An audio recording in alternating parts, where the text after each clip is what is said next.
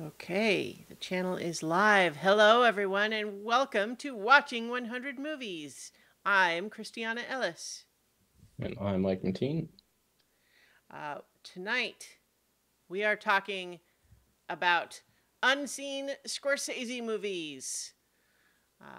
Martin Scorsese, of course, a big-time director, one of the most famous directors out there, I would say, and he's made a bunch of movies, and many people know many of them, but we were just thinking how, he has a fairly vast filmography that includes many movies neither of us have seen. Correct. So, that's the theme of this episode. Is we picked four movies that from Martin Scorsese that neither of us had seen, and so I was kind of fascinated that just off stream, you and I chatted kind of cryptically, me saying that there was one that I really loved, one that I really liked, and two that I can respect while finding a tough hang. And you said similar, right? You said something like, uh, let's see, loved one, two respected and saw talent, one you could take or leave. And so Yeah, I am, that's since changed though. oh, really? Yeah, one of the ones that I respected upon further reflection, I like it more. Yeah? Okay, interesting. Not as So, much as the one I love, but I'm now almost identical to you, except I think my last one is I probably have a less favorable take okay. on it. Well, I am fascinated to discover which ones are which for each of us to see if they match up. So, how about we start with the low end? What was the one that you have the lowest opinion on? After Hours. Really? That's the one I loved. Interesting. That's amazing. Okay. I did not expect that. Wow. All right. That's kind of amazing. Well, I guess we'll get into that. So, what was the one that you really loved? The one I loved was Silence. Okay. See, that's the one, that's one of the ones that for me, like, I respected 100%, but I just could not enjoy watching it. Like, it's meaty, it has a lot of deep thinking stuff, but I just, like, 85% of what happens on screen is unpleasant to watch, and I just felt really complicated about the whole thing. Like, I can respect all the craft about it, but I did not especially enjoy watching it. And that makes sense. I think I just took it a little different. I en, I enjoyed the contemplation, like the sort of the meditation on like Mhm. just everything that it's about, right? Like I liked kind of being a part of that. Yeah. Um, so that's why I loved it. So Okay. Well, we'll definitely talk more about it. For me, the one that I had kind of placed, maybe in the lowest of the four is King of Comedy, which I kind of have in the same boat as Silence, although lower on that, just because it feels very intentional. Like, all of the things that I didn't really enjoy about it feel like they were on purpose. It's not that he made a bad movie by accident. It's that he very carefully set out to make a movie that I would not enjoy, and then I didn't enjoy it. So, yeah, and that's the one that did not elevate mm, um in my mind. So yeah. And then for me, Age of Innocence, I liked it, I enjoyed it, but it also didn't feel like I felt like I've seen lots of other movies like it. and that's the one where I kind of felt that way watching it. I Hmm. sort of equated it like a little higher than King of Comedy, but then just I thought about it more and more. I mean, I just watched it yesterday, which is why, I kind of was when I talked to you, that's where it was. But just this morning and stuff like that, just like thinking about some of the things it was doing and like what it did with the characters, Hmm. that was, I think I didn't necessarily catch. I mean, I caught it in there, but like I really reflected, particularly like May's character with Winona Ryder, like and then I went when I looked at the awards, like she's the only actress that was nominated for an Academy Award, and it made a lot more sense to me after I kind of like Hmm. thought about her place in it. And Yeah, so it elevated for me just because, again, the contemplation, not that, again, there aren't other movies like that, but not movies that sure. made me think about what happened and what the complexity of what they were doing. Yeah. Well, Just that it at a whole other level when I really thought about it. Yeah. that movie does something interesting. We'll get more into it, but where it kind of turns your understanding of one of the characters on its head right at the very end. And you kind of have to think back on it because like Mhm. you suddenly realize that what you thought that character was all about was kind of not accurate. Yes. And then kind of what I conclusion I came to today is that it's very interpretive, really. Like you can kind of put people like they're Mm, obviously they kind of have their places, but yeah. based on how you come at the movie, like there's kind of a sliding scale of Mm. like how you interpret everybody's motives. It's interesting too because I think I'm finding now thinking about it some thematic overlap between that and Silence in the sense that someone's internal emotions may be incredibly powerful and defining to them in how they choose to make decisions, but the practical outcome of their decision, it probably doesn't matter too much what their intentions were. Yep.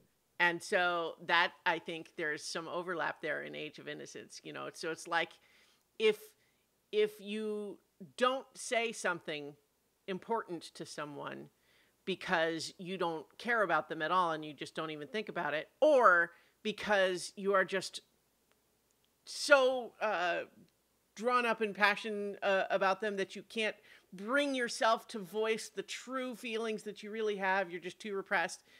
Like, how does that other person know the difference? They don't, you know. So it's like, but anyway, we'll get more into it. So maybe we can go ahead and do them in chronological order then, I suppose, since there's not going to be any overlap of doing best to worst. So After Hours is the first chronologically of these films, and it stars Griffin Dunn, about and you know, co-starring many women like Terry Garr and Catherine O'Hara and Roxana Arquette and half dozen other people, and the has Cheech and Chong in it. Um, it's about a ordinary office worker guy who meets a girl that gives him kind of a slightly adventurous but exciting and relatively safe sounding adventure opportunity, and it ends up turning into a nightmare that is not merely extreme but like ultimately kind of surreal. It's almost like a mythological descent into the underworld or something, except that it's all just played as stuff that theoretically could happen. It's just that the cascading, dovetailing disasters that befall this poor guy on this one night just add up to a pretty unpleasant evening for him. So I loved it. I thought it was really funny, and I just thought that sort of the almost like surreal mythological aspects of it just really kind of vibed for me. Like it didn't feel like it was telling an especially deep story necessarily, but it was also like if you hear some of what Scorsese talks about it, like the whole idea with this movie is that he had been trying really hard to make Last Temptation of Christ, which is a huge production and it was going to be a huge budget, and then he had gotten a lot of work done on it and the studio told him, "So, no, sorry, you actually don't get to make it." And he was so distraught that After Hours, the whole point of it was to try to make something that he could just get in, get out, make it fast, just shoot for a few weeks and just make a smaller scale thing, just to kind of show himself that he can make movies again after such a profound disappointment. He did, of course, eventually get to make the movie, but Last Temptation of Christ, but that's kind of what was going into this one. So, that's kind of the broad strokes for me. Like, so you really didn't like this one though, huh? I didn't not like it. I mean, That's well, you know, feel free That's to, why yeah. it was the lowest one on Okay, fair. of them for me. I feel like that's a softening of what you said before. I said I could take it or leave it. Like Okay, okay, fair enough, fair enough. which means like Yeah. I'm not unhappy that I could take it. I can sit and watch it and enjoy it. Mm-hmm. But it didn't like And it just I'm overreacting because it was my favorite, I yeah, no, I guess. get it. And honestly to kind of just to hear you describe it with enthusiasm, maybe this does move it above the king of Mm-hmm. comedy. I don't know. It it was also the first one I watched. Yeah. So sorry, second. So I watched Silence first and then this. And so they're they're so dramatically different, right? Mm-hmm. Like the juxtaposition probably didn't help. It just everything you're saying is 100% accurate, right? It just whatever for whatever reason it just didn't hit with me. Like Yeah. it felt like the weirdest feeling I kept getting was like this is like a dark adventures in babysitting. Yeah. Yeah. And, which is fine, but I mean, I that movie didn't hit with me right away either, right? Like there's something about that surreal descent that just doesn't Mm-hmm. click first time I watch it. Well, I would say that Adventures in Babysitting, as much as I have nostalgic fondness for it, I think is a much more superficial movie than this one is. I think this one's operating on some higher wavelengths, although it seems clear to me, having now seen After Hours, that it must have been a huge influence on Adventures in Babysitting. Yeah.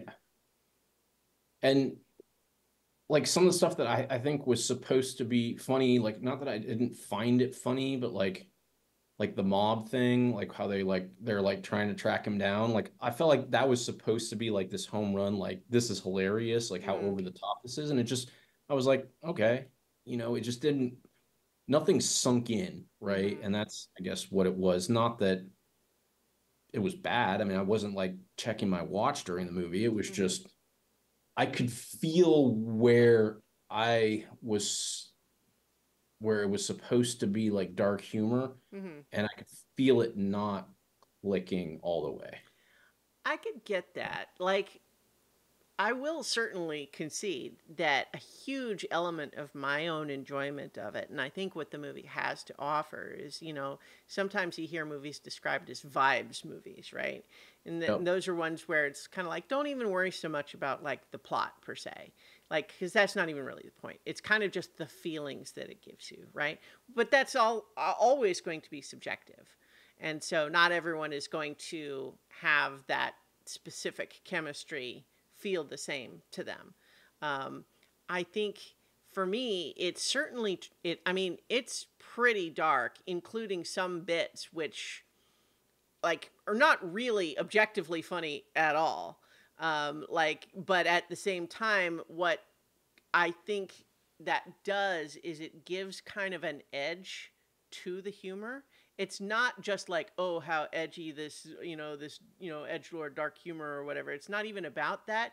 It's more about intentionally blending the dark comedy parts with the serious parts to the point where in this nightmarish night this guy's having, he literally can't even continue to distinguish the two but anymore because it's all happening to him at once and he just wants to go home.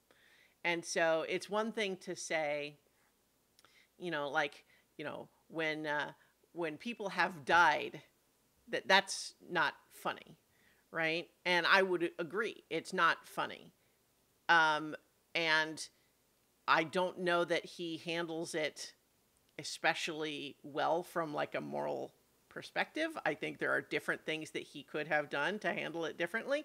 And yet I believe that the character in this mode he's in of it's almost like Clerks. I wasn't even supposed to be here today. Yeah. Right? Like, so the beginning of this movie, we start with this guy. He's a data processor at this is the time period when a word processor was a job you had, not the name of a computer or application. But in any case, so he's showing Bronson Pinchot in a tiny cameo role, or I guess it's not really a cameo if you are just not had any big roles yet, right? Like if it's your Yeah. first small role in a movie, it's not really a cameo. But in any case, just a character actor at So that point. we're introduced to him as someone who looks like he has a pretty uneventful, boring life. I think when we saw his apartment, I just said, "Your life is very beige, dude." Um, and so he's going out to have dinner by himself at a restaurant where he's reading a book. I think it's like Tropic of Cancer or something like that. And the girl comes up and and she's kind of flirting with him. And I think it's the energy there is meant to be still kind of very fun and encouraging. Oh, that is the alarm that I initially set to remind me that it was almost time for us to do this podcast. Um, the so like the energy early on with her in that first scene with her, I think isn't intended and successfully like flirty and fun and exciting, right? Like, all of the things she's telling him about this, although it's one of those things that like when she says, "Oh, it's in Soho," and he says, "Oh, cool." Um, in the commentary, they point out that's like, well, at the time this happened, and as we see in the movie, Soho is not a cool place at this time. And so he just is expressing that he is demonstrating that he doesn't know what he's talking about when he says it's cool. But then, of course, just things progressively get weirder and weirder. He is basically answering what seems like maybe a booty call, or if not that, then at least just a fun, interesting evening because he doesn't have anything else to do, right?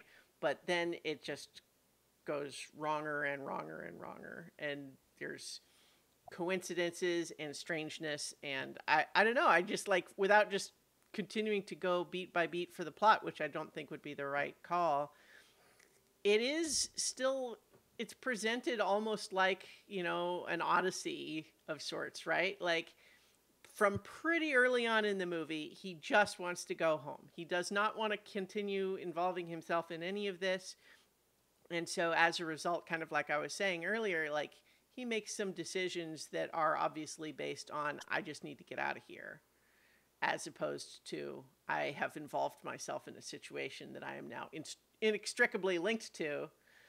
But the way that all vibes together, and like the mob hunting him as a burglar, um, like I'll agree with you that like I don't feel like I was expected to just be laughing out loud at how silly it is that they're chasing him around and one of them's driving an ice cream truck.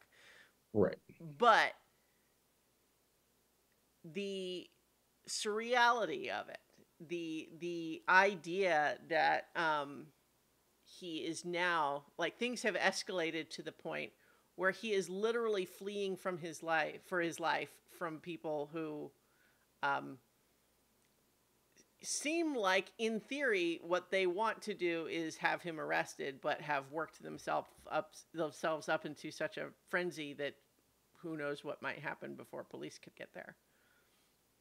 And so just the level of desperation that puts him in, I don't know. Again, like we said, it's vibes, but all of those vibes just really worked for me, and that includes, the different women that he comes across, and the way each of them is kind of weird and presents their own obstacle for him. Yeah.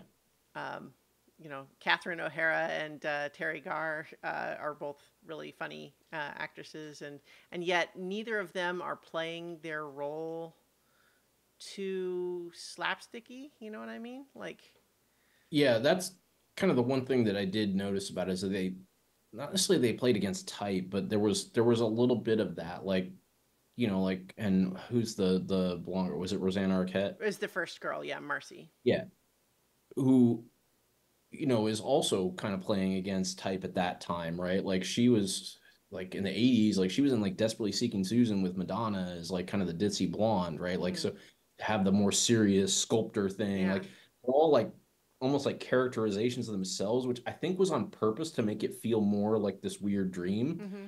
So I respected that. Um, and yeah, obviously like you said Catherine O'Hara and all that, because again, they're not playing. humor in the way they normally, like, those aren't the kind of characters you normally Right. expect Terry or Catherine O'Hara to play, right? Like it feels like a distorted version of them, right? And that's I Yeah. recognize. Yeah, Everything that, has an edge of danger to it, right? Like even when things that are happening are really pretty silly, because of the serious things that have happened, have, like, he cannot bring himself to a place where he can laugh at any of the things happening to him, right? Because it's just all piling on. Everything has this level of danger to it. And I just, I don't know, it just really, really worked for me. But, not everyone will have it hit exactly the same way. But it was so clear that it had must have been an influence on a lot of different things. Most specifically, there was an episode of Ted Lasso where it was Beard After Hours that was yep. obviously riffing on this. I think the one last bit of trivia that I wanted to mention before we can move on is uh, certainly there are aspects of this that one might call Kafkaesque. And one in particular, apparently, I didn't recognize this, but I've since learned that the bit with the bouncer from Club Berlin, where he's trying to get in, and the guy says, "No, you have to wait."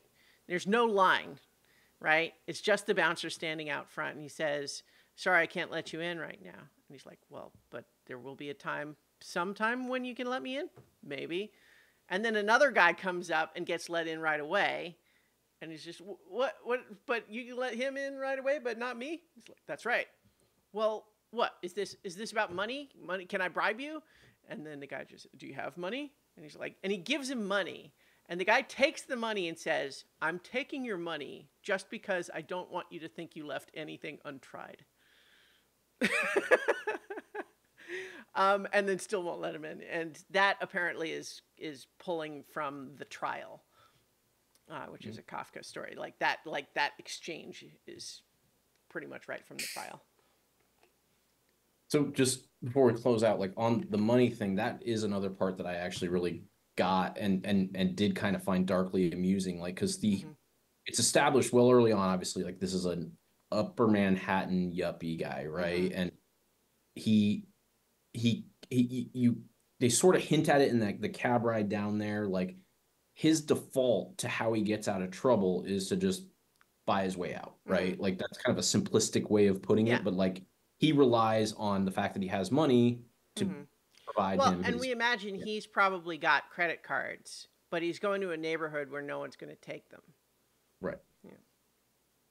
And so the fact that he loses his money to the point where he like can't even take the subway home, Because just that night at midnight, the fare went up. the fare went up. Yeah, that part I thought was funny, that like this guy who's sort of like defaults to this, like Mm-hmm. now he, that's like the like he doesn't have it, he can't, he has no other outs, and so now it's even more nightmarish to him because his usual problem Mm-hmm. solving mechanism is no longer available to him.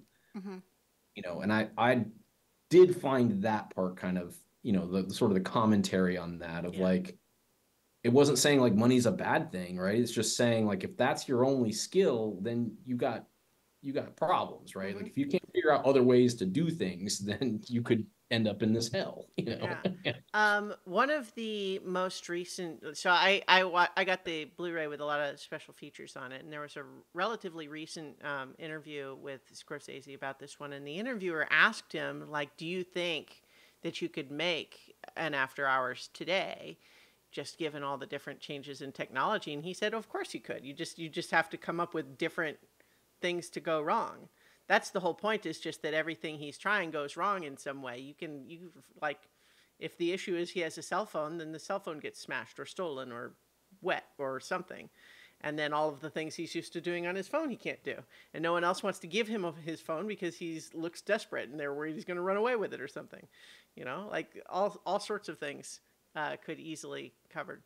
But yeah, the the money aspect of that is definitely a big part of it, because he does seem to be, you know, he's just ready to hand a 20 to the cab driver, except that it flies out the window. And then what we will also kind of learn is that once he can't take the subway anymore, like Hmm. his problem resolution at that point is I need the money to take the subway. Like Yeah. that's his only thought of how I get out of here, right? Like Well, and at he a doesn't certain point, think he do doesn't. anything else. Yeah. Yeah, and at a certain point, he doesn't have his house keys anymore either, and so it becomes a thing of like, well, even if I could take the subway now, I won't be able to get into my building, but maybe that would still be better than being here. Like I could sleep on my stoop until someone else lets me in the building if I had to. I would rather be there than here.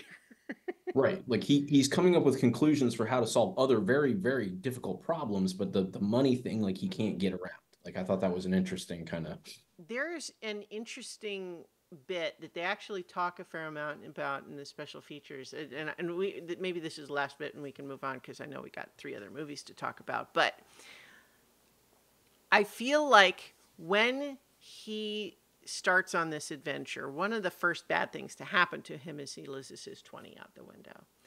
But I feel like that is still not where he thinks of things having gone wrong.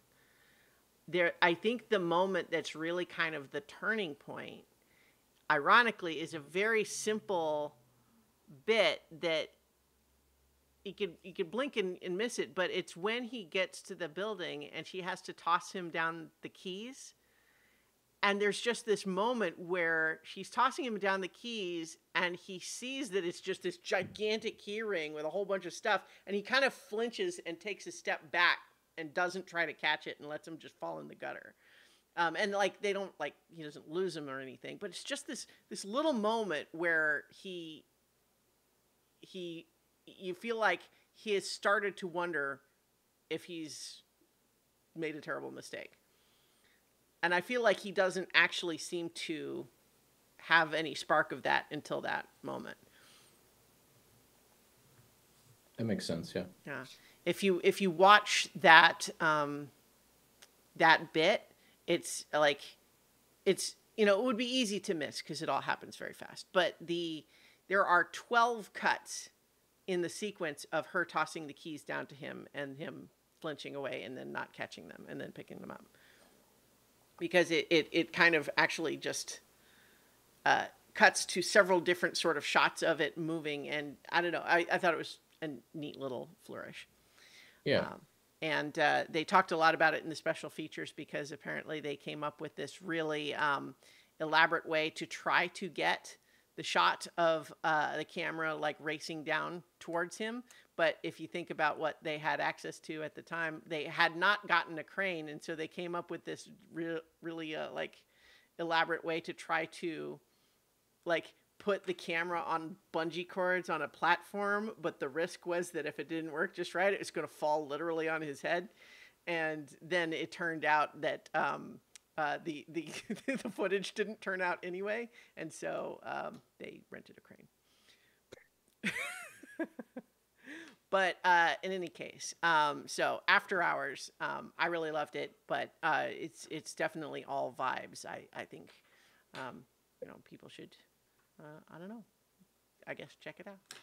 Yeah. Give it a shot. If Hmm. you don't like it, there's not anything wrong with you. If you do, then Yeah. I understand. Yeah. All right. So the next movie chronologically with our in our selections is The King of Comedy, starring Jerry Lewis and Robert De Niro and Sandra Bernhard. It is striking to me. And it's one of the things that I thought about the most while watching it. That while I knew that the movie Joker heavily borrowed from Scorsese movies of this era, having not actually seen King of Comedy, I didn't realize quite how much it, I'm not going to say stole because I don't think that's the right word, but it certainly used and drew from heavily without, I think, actually fully getting what it was doing. You don't think Joker got that it was doing that? Oh, I know that Joker knew that it was taking influence from King of Comedy. I think that Todd Phillips, who made Joker, misunderstood what King of Comedy was doing. And so, Mm. in borrowing elements from it, he misapplied them and lost the themes that were present in the original. Yeah, and I agree, and I think that with that, and I think that's part of what, even though we hadn't seen this yet, I think that's part of where we landed Mm, and why we landed where we did on Joker when we first saw it, is that it felt like it was misapplying what was happening. yeah. And now that we've seen this movie, which is taking it more the way that this would Hmm. makes more sense, Yeah. right? Like, I mean, like so the problem is that Joker ultimately the biggest failing with it is a movie that is well photographed with an extremely strong performance from its central character, and it looks pretty and it has a lot of interesting things going on, but ultimately it's kind of just thematically incoherent. I think one of the biggest differences, good dog, the biggest differences is that in The King of Comedy, which is all about Robert De Niro as Rupert Pupkin, who is determined to become a big time famous comedian, but who has delusionally convinced himself that the way to do that is to skip all of the open mic and smaller theater practices and instead go straight to being on the equivalent of The Tonight Show, which is hosted by Jerry Langford, played by Jerry Lewis. And so the biggest thing I think about The King of Comedy that is different than Joker is the movie never, I don't think, even for a moment, expects the audience to be on his side. right. He is wrong from frame one. Um, and we can understand eventually that, some of the things that might have ultimately kind of led him to be the way he is. But there is no point where we, like, whereas in Joker, like, one of the things that happens over and over in that movie is that the world contrives to be as mean to him as possible. Can't get a break. Everything goes wrong. The movie opens with him getting beat up by kids. Right? And so, like, but that's not what happens in King of Comedy.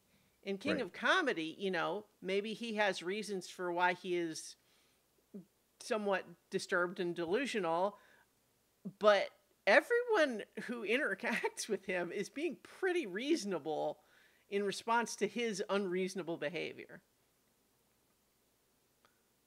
I mean, Sandra Bernhard is kind of like his matched pair, right? Like, she's in it for a different reason, but also kind of out of it. She is someone who also is obsessed with Jerry Langford, but for romantic reasons Right. instead. And so this, and there's so many, like we're talking about King of Comedy here, not Joker, but I just could not help but constantly think about the comparison while I was watching this. Yeah, it's nearly impossible, but I mean, I think I agree with you. And the one thing that I think I said when I sort of thought about this movie is, though, the one thing that you can see in this movie, and I think it's even more delineated by comparing it to Joker, is Scorsese's skill, right? And Mm-hmm. I think you even said at the beginning, like, you can see what he's doing, Mm-hmm. you can absolutely feel the skill there. It's just whether or not, you know, you like it or don't like it, Mm-hmm. right? Like he did. And I feel like where I kind of left it is that this movie, it's understandable like why this is in the lesser Scorsese's, Mm-hmm. because he's usually a lot better at the point you were making, right? Like, he's wrong from the get-go. We always know he's wrong. Mm-hmm. We can sort of maybe at some point Yeah. empathize with how we got there, but we never really or ever get there, right? Where you take a Yeah. movie like Taxi Driver, where his actions are clearly wrong, Mm-hmm. but yet you just feel much more connect, like the difficulty in Taxi Drivers, you feel Mm-hmm. much more connected to why the character did what he did, right? Mm-hmm. and that you feel like he thought he was doing something right by going in the apartment at the end to rescue Jodie Foster, right? Like Hmm. you get and you almost like are in this weird point where you're like rooting for him to rescue her, but also recognize that this is like a terrible thing that he's doing and that Well, he's been a weird dude this whole time, yeah, right? the thing about Taxi Driver, which is different than King of Comedy, is that while Travis Bickle is wrong in many of the ways that he approaches the world, and he is, struggling with a lot of issues that make him alienated from the rest of the world. But at the same time, a lot of the things that he is observing in the world are also bad, Yeah, right? Like that's good. Harvey Put it. Keitel's pimp character is not a nice guy, Right. right? We're certainly not on his side. Um, so it's one of those things where we can maybe empathize a little bit more with Travis, because even though we think he is drawing the wrong conclusions and taking the wrong actions, we can kind of see and understand where he's coming from. Whereas for Rupert Pupkin, it's not really clear why he thinks this is the right way to go about things. He is already convinced of the genius of his plan from the beginning, and he is never dissuaded from it, and then ultimately the movie more or less rewards him for it, if you believe that the ending is real. um, Right. I mean, I don't know that it's not real, but it's the sort of thing that feels like it could be, you know. um, like the movie doesn't really tip its hand to give you any clues to suggest that it's not real, but it also just feels like a significant departure and tonal shift, and it's ultimately pretty cynical. Well, and I think the fact that like he, for lack of a better word, like hallucinates being Yeah, on that the exact. show at Yeah. the Hmm. beginning, like it sort of buys its way into that Yeah, this is not meant to be literal, we you do. know. Yeah, we see him have many conversations that we understand to be fantasies in his Right. head that are not really happening, that he has a diminished ability to tell the difference between those in real life. Like sometimes we imagine that he's just imagining the conversations, and other times it seems later like he thinks that imagined conversation did actually happen. He Yeah. kind of goes back and forth a little bit. But yeah, so you're exactly right that the movie kind of establishes and sets up the idea that what we see on screen may not actually always be real. And given that the ending sequence after the climax is essentially, and then he gets everything he wanted. He had to go to jail for 2 years, but he came out a megastar just like he wanted. Um, Feels a little bit like that could be the sort of fantasy he would be having in his prison Yeah. cell. I, I agree. That's how I took it, right? That this was a Mm-hmm. fantasy he was having in his prison cell, but where the things that I did feel like, if I can switch to kind of things I think it did hit on, Yeah. um, is it's essentially like I felt like it's showing like the what like the dark side of like compromising your morals to achieve success, Mm-hmm. right? And it's doing it in this like almost like surreal delusional world of Rupert, Mm-hmm. but it's making the commentary that hey, to achieve these kinds of levels of fame, like you do have to compromise things. He's just chosen to compromise some really Mm-hmm. ridiculous things, right? Yeah. and and also like put your mindset in like the time when this is happening, like not that celebrity obsession has gone away, but there's a lot more security things in place at this Mm-hmm. point.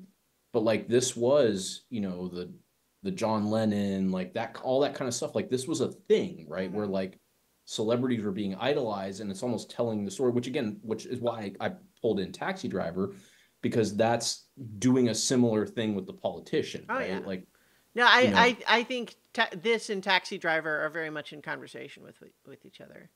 yeah.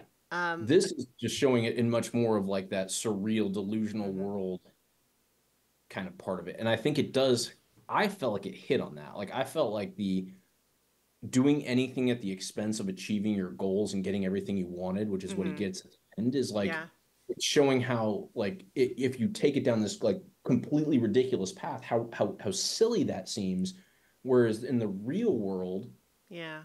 those small compromises don't feel like big deals, but maybe they are, is kind of like the question it's asking, you So know. I feel, yeah, I think you're right.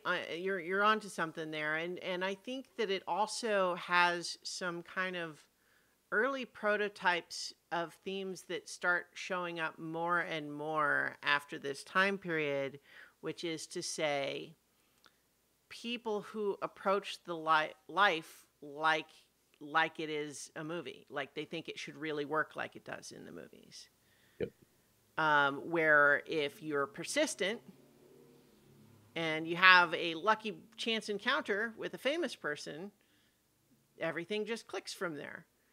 And not only that, but just the idea that being a big star is the number one thing that anyone would want. Of course, that's what you want. What else could there ever be to want? Um, and it's like it's a sense of power that he certainly desires that he doesn't have. Like, one of his fantasies is not merely him getting to go on Jerry Langford's show, but Jerry Langford coming to him and asking, please, I would like to retire. Won't you come please take over my show for me? And it's like, oh no, I couldn't. I'm so busy. Like, um, and so just this, and it's also true that I think while the movie is very clear-eyed in showing us that in every one of these social interactions, Rupert is in the wrong. He is behaving inappropriately to a rather extreme degree, and mostly everyone is just trying to get him to go away because he's not taking a hint. But I wonder a little bit, because that also just kind of puts in conversation the idea that everyone talks around what they really want, right? He is able to bypass the social niceties because no one will actually just say what they mean, right? So Mm-hmm. when they're trying to be nice to him and give him a polite brush off and not hurt his feelings too much, he takes advantage of that by saying, oh, no, that's okay, I'll wait. And they're trying to say, it might be to the weekend. Oh, no, that's all right. It might even be Monday. That's okay, I'm fine, I'll just wait. What they could just say is, here's your tape, go away. Yep. Right? But I think to a large extent, it is because this entertainment business is, in some ways, a real business with real human people, but in some ways is also stuck in its own myth making. That he is so, he's so in that mode, and they can't ever quite shed that, right? So, and the thing is, and it's true that, like, for all, the I don't remember her name, but the assistant, like Kathy or something like that, that is the one that's actually kind of like, listen, if you give us a tape or you show us where we can come catch your set, like, she's trying to approach this like an actual human being who does business with people who are professional, right? But at the same time, it might be, and I'm sure she's thinking this, sometimes the weirdo is actually good. So sometimes you have to put up with a level of eccentricity because it might be worth it. And you never know. But because of that ambiguity, he is able to just weasel his way right in through that gap and bypass all the normal, gates that people put up for this sort of thing. And so it's, I wonder, I don't want to assume this, but I wonder if there's an aspect to that element where he is just,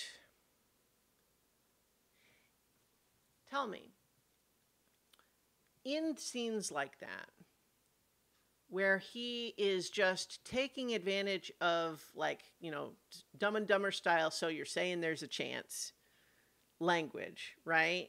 Like, he is taking advantage of all of that. But how much do you think he has any awareness of that what people are really mean when they're trying to get rid of him? Do you think he is completely delusional and just doesn't see it at all? Or is he just being persistent to get past that?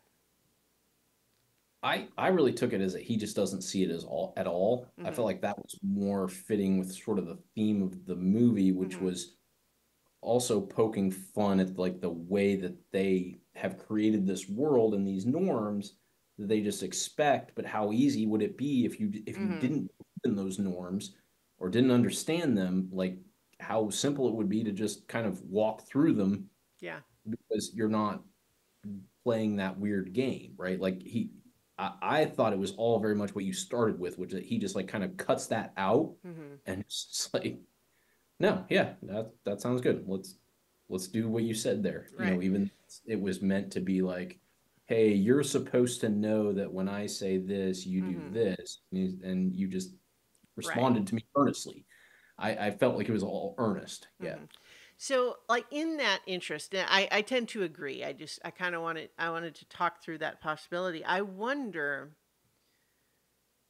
obviously, when this movie came out, the understanding that society had of people like on the autistic spectrum was very different at that time. I wonder if there's any aspect of that that people who are on that spectrum today find common cause with. Like, do they see him as, like, obviously I don't think they would necessarily defend what he's doing so much as they would maybe understand better the the gap in understanding that's taking place. And this is You're all talking particularly speculation on my that part. part, that particularly about that part, Yeah. right? Like, yes, I Because why don't they just say what they mean? If they want him to go away, why do they keep smiling and talking about it like it's actually fine?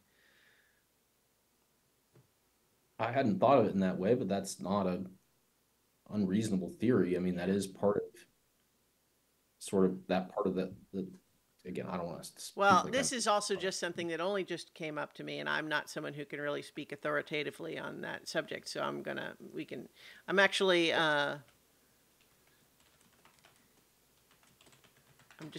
let's see,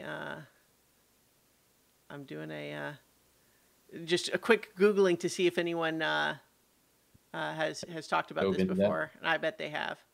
Um, well, the only immediate example I see is someone who wrote a blog post in 2008. So it seems like it's not heavy in the conversation. But in any case, perhaps that is something I could research more about instead of expanding on. But I did just kind of wonder that, just because so much of what's happening is him reacting to any sort of roadblock at all with the persistence that he has been sort of led to believe is the way that you accomplish things.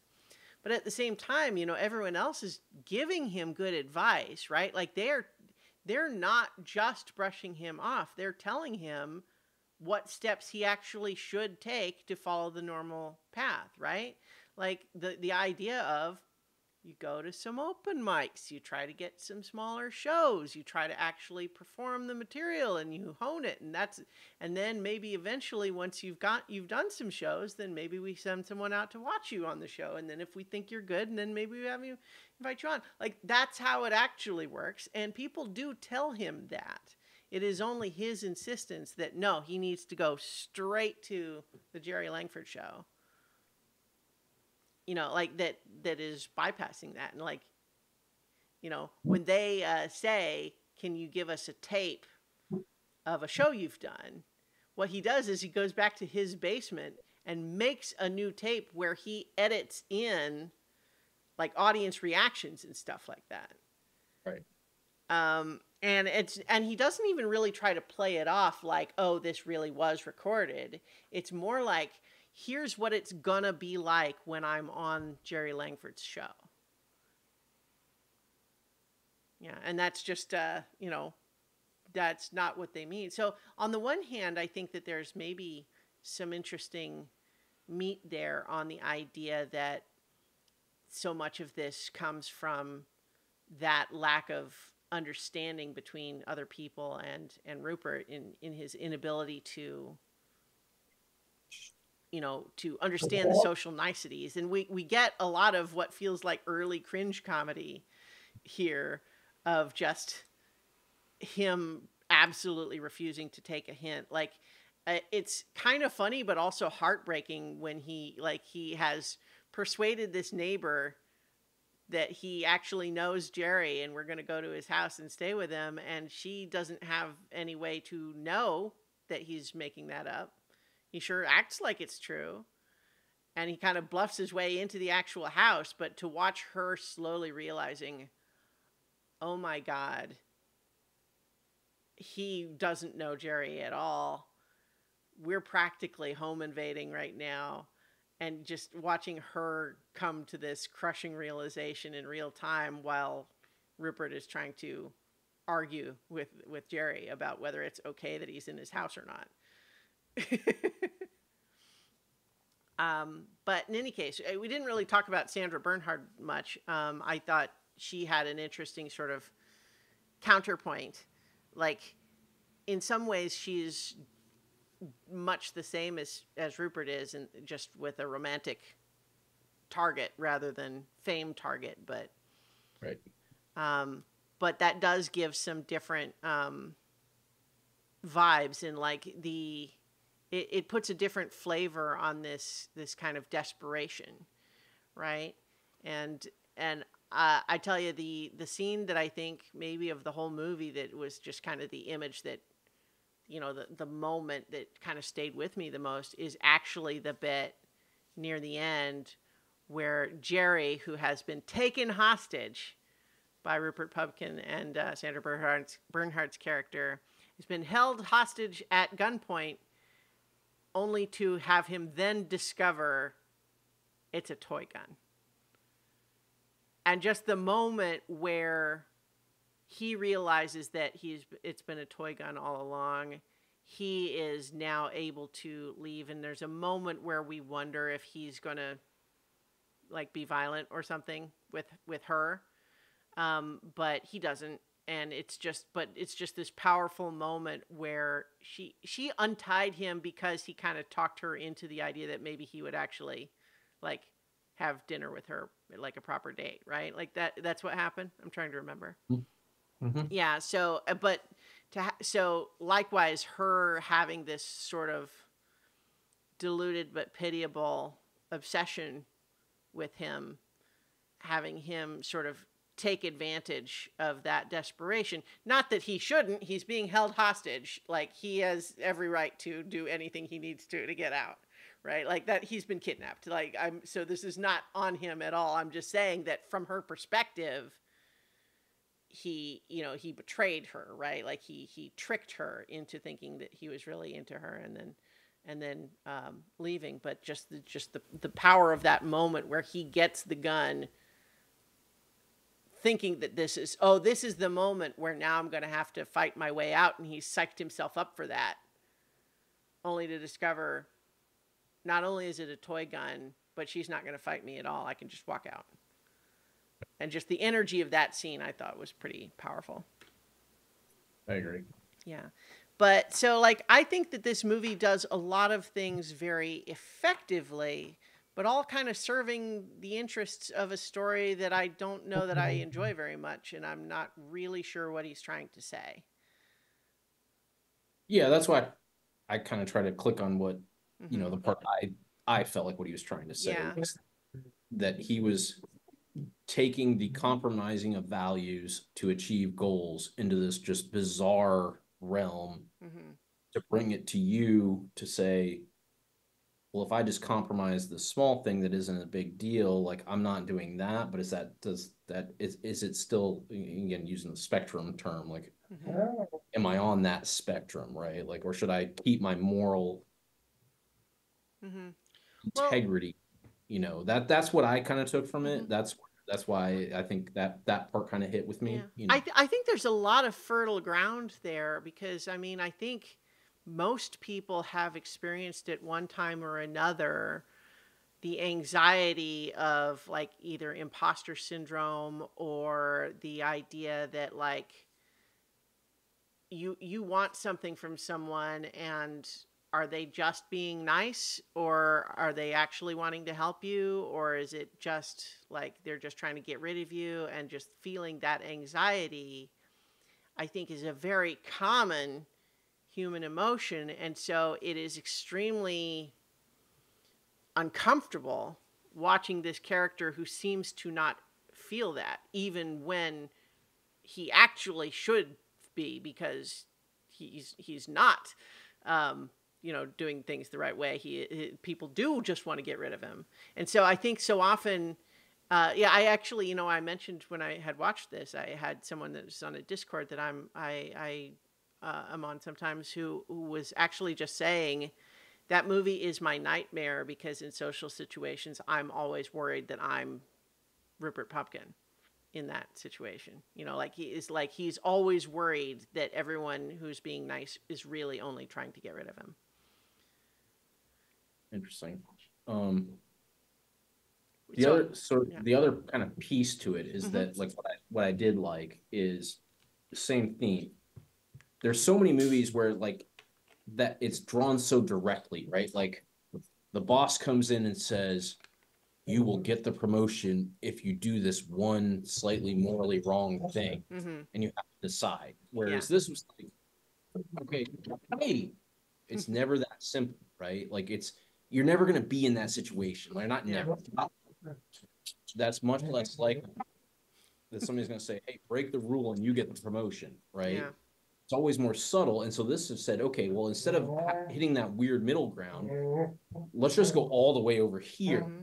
And you contemplated in the more subtle decisions you have to make in your life, Right. right? Yeah. Well, and for that matter, like to succeed, what do people always say? Don't take no for an answer. You have to be persistent. No matter how many times people try to tell you that you're not going to make it, you have to believe in yourself. Right? He's doing all of those things. Yeah. But yeah, in any case, I think that there's a lot about this movie that works. It feels all very intentional. Like, I feel like the movie is the movie that he was trying to make. It's not, there's no poor filmmaking here. But like I said, it's really all just kind of in the service of a story that I found very uncomfortable to watch. Yeah. And that's, again, my final conclusion was the same as like I told you last night. Like, I recognize the skill in this movie. I Mm-hmm. and I'm fine with this movie existing. I'm fine with it, but this isn't like, oh man, what an untouched gem of Right. Scorsese. No. Like, Yeah. And then decades later, another filmmaker would come along and say, what if that, but instead it's Joker? right. What if this is actually a thing you should be rooting for? But I'm never actually going to say that in the movie. I'm just going to leave it ambiguous for those of you online and 4chan who want to Right. hero this guy. I'm going to leave enough in there that you can. And what if it's actually a thing about rich people abusing their servants? Oh, but wait, no, it's not about that. Instead, it's actually about people who have mental illness and the society doesn't protect them. Oh, wait, no, it's actually not about that either. It's wait, what is it about? We live in a society. Anyway, Joker's a bad movie. I don't like it. I don't usually say it that strongly, but that's one that I will stand on. I agree, and what my feeling on what he did with Joker and why it's so confusing is exactly what I sort of just kind of like sarcastically joked on is that what he wanted to do was tell this same story, but give people an in for why they should be okay when they have those thoughts, which is why it's scattered, because it's like we're trying to tell you and you that this it's all right and this guy's sort of like your idol, and so they have to tell it a million different ways to get you to be okay with what he's doing, right? Which you should never be okay with what he's doing, Well, but right, yeah, he's doing like a he's reason not. for it. Yeah, yeah. But Anyway, yeah, but like if people have watched Joker but not seen King of Comedy, you have no idea how much is just lifted from it. It's a lot. Um, but right up to the conversations that may or may not be happening, the relationship that either is or is not actually happening with a neighbor who looks similar looking actresses cast in the role and everything. It's like. eh. The obsessive relationship with a talk show host. Yeah. Anyway, but you know, uh, we let's go ahead and move on then to the Age of Innocence. well, you're giving the quick description. I'm gonna grab my and turn on my like light face Mm-hmm. light because I didn't. I mean, Sure. it's getting darker faster, and we're slightly behind. Yeah. So The Age of Innocence is a 1993 film um, based on the Edith Wharton novel starring Daniel Day-Lewis, Michelle Pfeiffer, and Winona Ryder.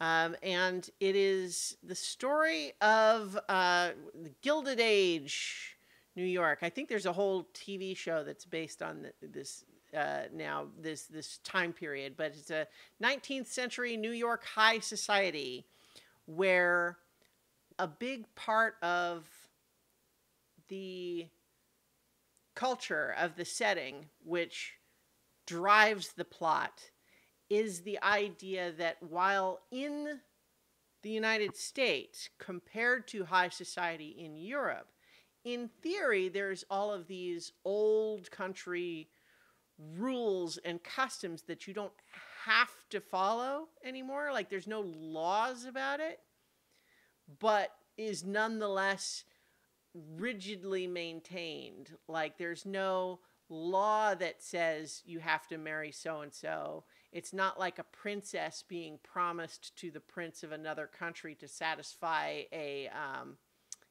political treaty.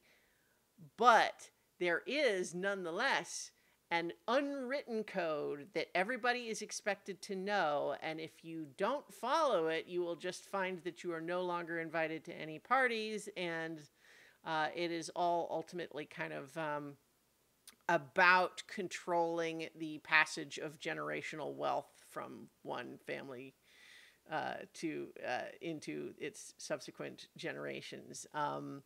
But in particular, all of this comes along with just an incredible amount of social repression, where everyone has to act properly at all times. And it's Blue. very important. And you do not display vulgar emotions. You do not profess unpure desires. You do not weep when you are sad. You do not laugh when you are happy. Everyone is just super repressed, and no one has ever thought of sex ever. But at the same time, it's very clear and transparent. Like it's the engine of the story that people are still people, even if those are the societal rules of the time and place that they're currently trying to live in. The actual human beings in that place still feel all of those things and are just have a lot of problems that are the direct result of them trying to be so repressed all the time. Yeah, I mean, I think that's what I got. The title was hinting at is that Mm-hmm. the Age of Innocence was implying that like everyone is trying to put on this air of innocence and that Mm-hmm. all women should be pure and innocent and Mm-hmm. like that whole thing, which is it's basically tagging the repression that you're talking Mm-hmm. about. What a lovely, refined, peaceful, elegant culture. It doesn't have any of the unpleasant vulgarities of other places. But of course, people still cheat on their wives and people still betray each other and gossip and like all of that still happens. And so much of it ultimately still is very much about, yes, you have to be nice to your aunt because she has all the money. And if she doesn't approve of who you want to marry, then you're going to be poor. So deal with it. Hope you like her because it doesn't matter if you do or not. So we're just. But yeah. And that is a timeless theme Hmm. that not Yeah. not not tied to this age at Sure, all. sure. But certainly it is a setting where everybody here is rich to one degree or another. And so even the people who are considered poor within the bounds of this segment of society still have very nice houses and lots of furniture and don't work. They just don't get to have the third house and the newest clothes and so on and so on. But Yes. um but All yes. that being said, Oh yeah. that's not what I felt like when I, on reflection, what the movie is actually about. Okay, okay, do tell.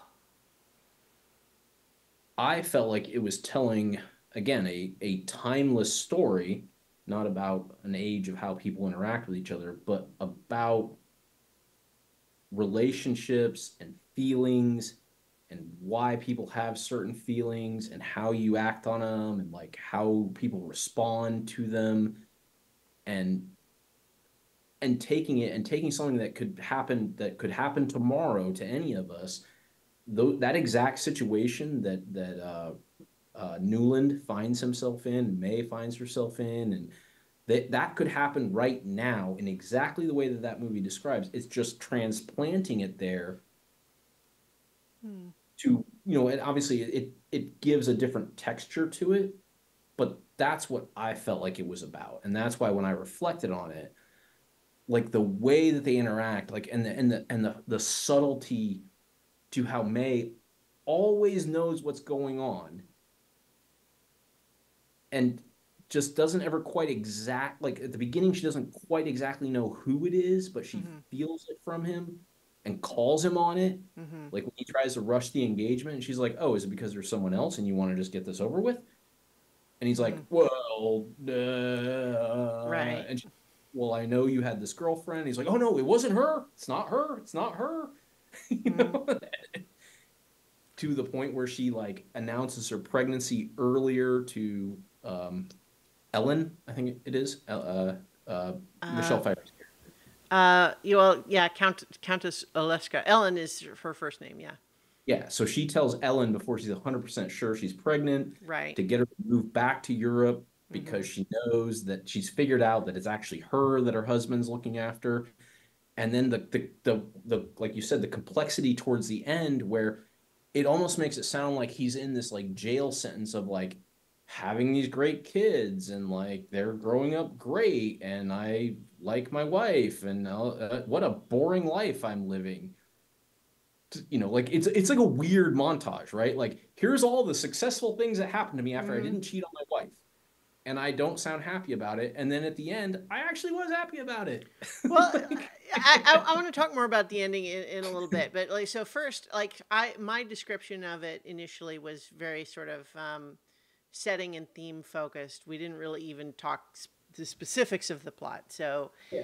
No, and that's so fair. I no, just no, the I characters drive everything for me yeah. more than the setting and the Oh, theme, and sure. so Well, I wanted to all the introduce. more reason to Yeah, explain for anyone who hasn't seen it who these characters are, what we're talking about. So, yeah, so Daniel Day Lewis plays Newland Archer, and he is a fine young gentleman of breeding who is expected to do the right thing and marry the proper person, and so on. And it works out because right now the girl that everyone figures he should be getting proposed to, he kind of actually does like her. This is May Welland, played by Winona Ryder.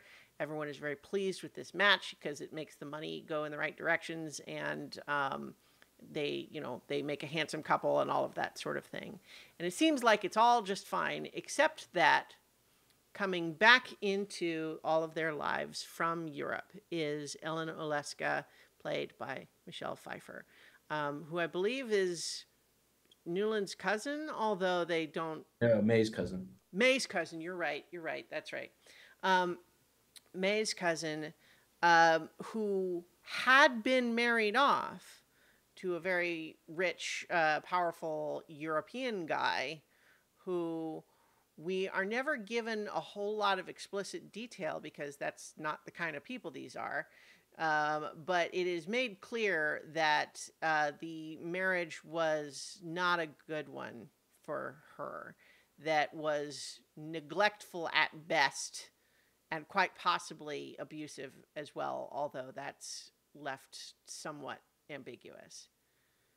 And that she made decisions within that marriage that if they got divorced, Hmm. would come out that would make her look poor.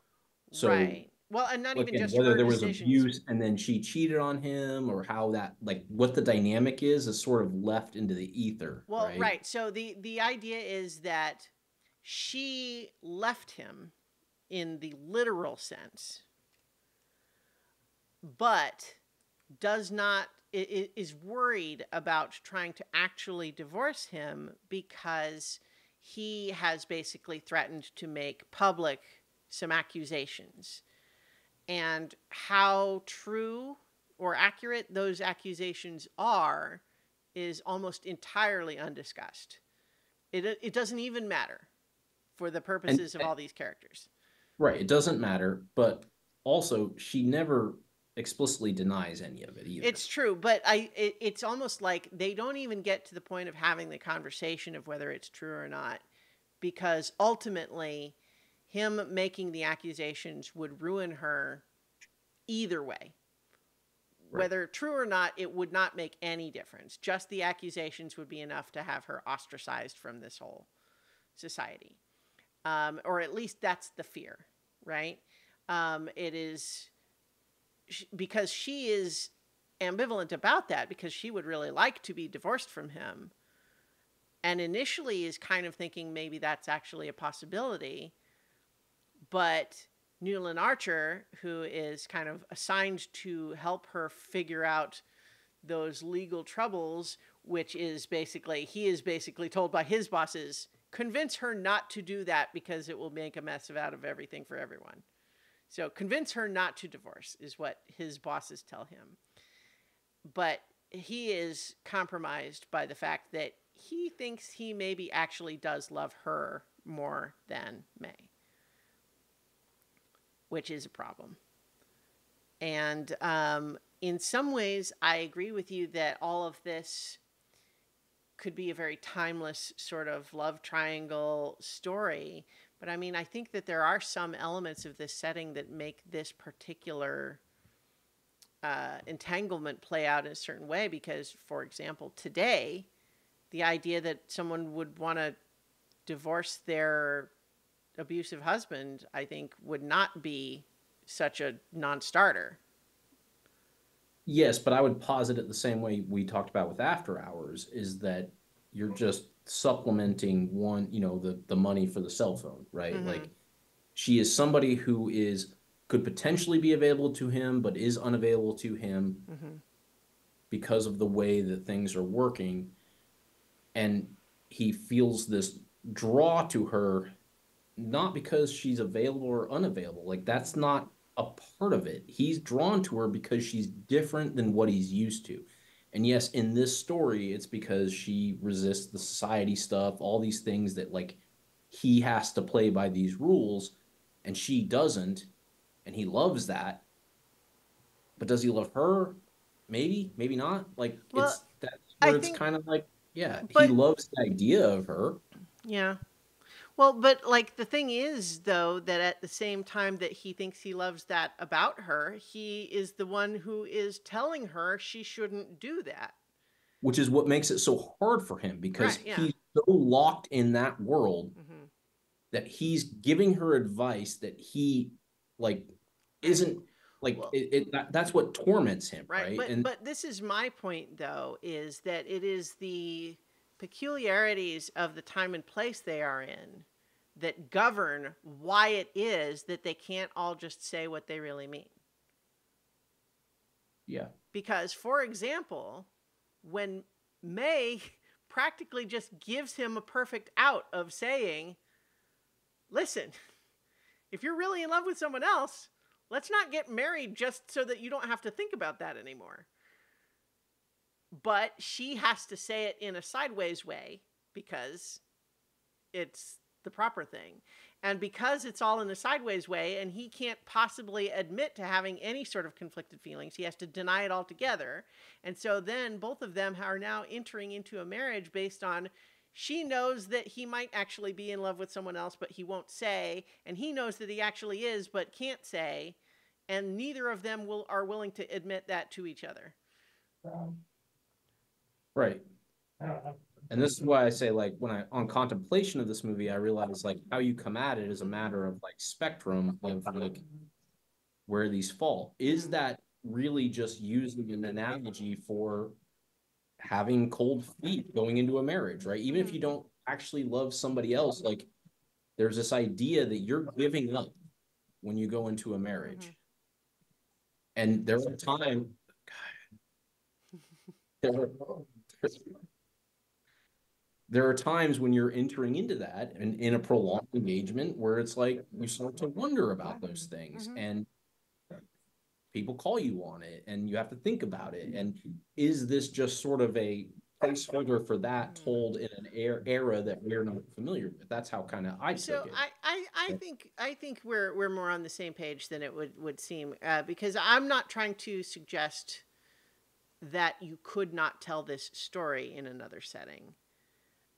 Okay, But fair enough. But the but beats of the plot point have to happen in this setting. Yes. right, it Because is of the the nature of this setting that defines and drives the specific ways that it plays out here. Is that yes. it is a recurring theme, happens over and over in this movie, that someone desperately feels one thing but feels that they are forced to say another. And it is the cascading effect of that happening many, many times in a row that basically leads everyone to, I don't know, like, I guess there is sort of an acceptance of, I think where there's nuance at the end there is in the sense that just because societal pressure forced you into taking the safe road and not the risky, exciting one, you still do live in that society. And so maybe that's not an altogether bad thing, because it's quite possible that the risky, exciting option would have led to disaster and would have taken you away from other things that you do actually want, like living in a nice house and having plenty of money and or able to raise your kids in the style that they are accustomed, etc. And so, it's like, so there is an element to which you are choosing the safe and comfortable path, and that's not necessarily a moral failing, but that it can be, it's a little different than like the classic Robert Frost Road Less Traveled By, because in that circumstance, in that poem, the two paths are functionally identical before you choose one, right? Like, it's not like this is the exciting one and this is the safe one and you chose the safe one. The whole point is you don't know what would have been in either one, and you pick one kind of arbitrarily, and you can never know what the other one would have been. And so that still applies here, except that it's the choices are stark in their difference. Like you are choosing to pursue the thing that excites your passions, but you live in a society that discourages passions. And so it's... But the added layer of complexity is it's unclear if she excites his passions, like by the end, because of truly he's passionate about her, or he's passionate that she's different. And that's where I think the sort of the complexity of like, that's why I don't want to see her again, is because what she represented, this is one way to take, which again, I think is complex. One way to take it is she represented a time in my life where I had to make a decision, and this was the exciting one. But it's not, she's not that anymore. It's not, it wasn't her. It was what she represented. Yeah, I feel like I didn't sense that distinction so much as I felt like it's one I won't say that like the movie is not trying to tell us that Ellen is his obvious soulmate and May's a bitch and he should go for the one we want, right? Like it's not doing that. Yeah. But at the same time, um I didn't really feel like we were given any reason to doubt his feelings for Ellen. And that's where I came at it differently. Like I 100%. Well, okay, well, so where do you get that from? It's a complicated thing to talk about when you're actually married. Um, I mean, okay, like we don't like it can there, be an intuitive thing. It doesn't have to be based on a yeah, specific like moment. there, I can see how someone who represents like something exciting and different and new, you could misplace that as like affection for that person when really the affection is for something different and new. Hmm. And I feel like this movie leaves enough in like having thought those things before, like it leaves enough where I understand where that could have been it. Like I'm not saying, and that's why I Hmm. think that's why I like this movie better now, is I don't think the movie's saying this or that. I think how you come at it. So I'm not saying you're wrong. Yeah, Like because I that think. could very well be just like he was in love with her. But she wasn't. All these reasons, like it didn't work out, and that's too bad. And he didn't want to go back and relive that because his son had just said that his mom had said he was a safe choice, and he decided that he was just going to embody that.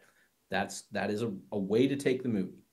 The other is that she represented getting away from this, and he wasn't sure he wanted this, but now he's kind of like he's been in this so long. It's been successful for him. He has wonderful kids. Like it's actually not a bad thing. He's not in a bad Hmm. place.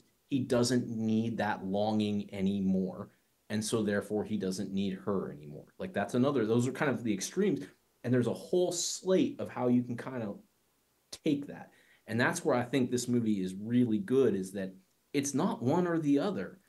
It's Yeah, not this side or that side. It's somewhere in between on how you watch it. It's up to the viewer to kind of interpret how they're feeling at the time, what's happening, and how they kind of want to contemplate that.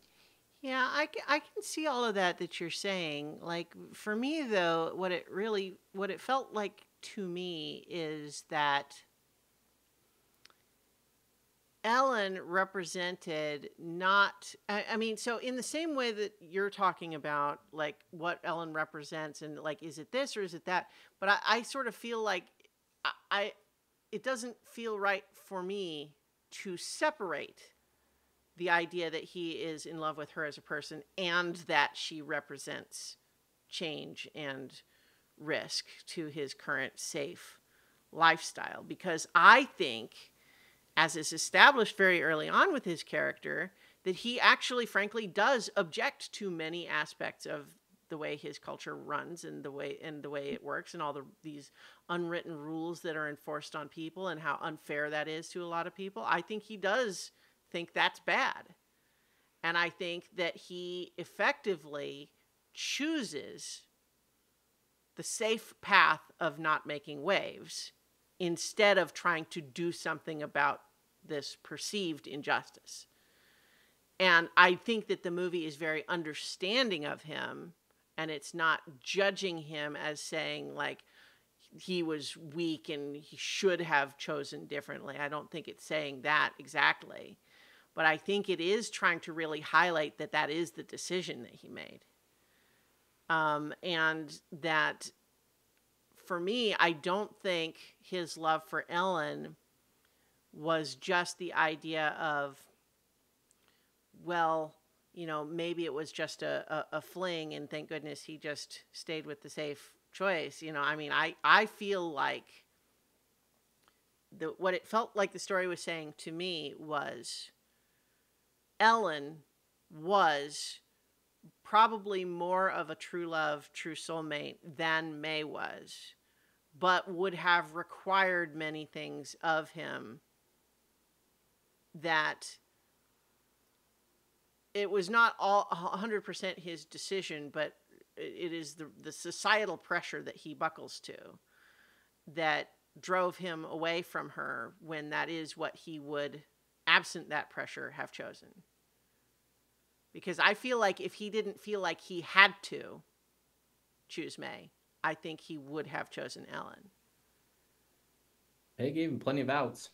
Well, except that but that's I think part of the whole point is it's not really an out though, right? It's like it is an opportunity for him to reinforce that he is actually part of the whole thing. It's like a test. And so I'll agree with you. He could have at any time chosen to just pursue Ellen and ignore all of these rules, right? He could have at any time. Like, no one was forcing his hand. But that's kind of the whole point of this time and place, it not being about physical violence or laws enforced by the state. It's all just about you don't want to make your friends mad because everyone will stop inviting you to parties. And it's like that's the enforcement mechanism for these rules that, despite not being written down anywhere, are nonetheless enforced. And he could have chosen to break them, but did not, despite the fact that he wanted to. This right here is why, on reflection, I really like this movie, because there's nothing wrong with what you're saying. Mm-hmm. Like, I agree with everything you're saying. I also see like the other, like a different side of it is like, okay, well, if you don't believe that like love is this, like there's this one person, there's this soulmate, that true love is actually work. Mm-hmm. And that sometimes there's things that are like fleeting and interesting, but like actual love is like the work and the choice. Like it is a choice. Mm-hmm. Like there's obviously it's not 100%. But you know what I mean? Like there's a thing there, but like to choose to make it through all of the things and have a marriage and kids and growth and all these things, maybe take out the society part. Like that is a choice. Like sometimes it's not necessarily it's because it's the safe choice. Like it's the right choice because it's the partner that's going to do that with you. And it was unclear whether she would or not. And that, but I'm not saying you're wrong, and I'm not saying I'm right. Like I don't think he ever really loved May though. Like he liked her enough that he was able to get through it. And it worked out okay. And I don't want to dispute the idea that love is work and all that, but like he chose the path that required very little of him, except to just keep his mouth shut and go with the flow. And I see it differently. Like that's again, I think this is why this movie is elevated to me, because I don't agree that he didn't love May. I mean, I don't think he hated her or anything. I'm not trying to win the argument. I'm just saying you're not going to win this argument. I'm not going to win this. So like one of the big turns that happens at the end is when his son tells him that basically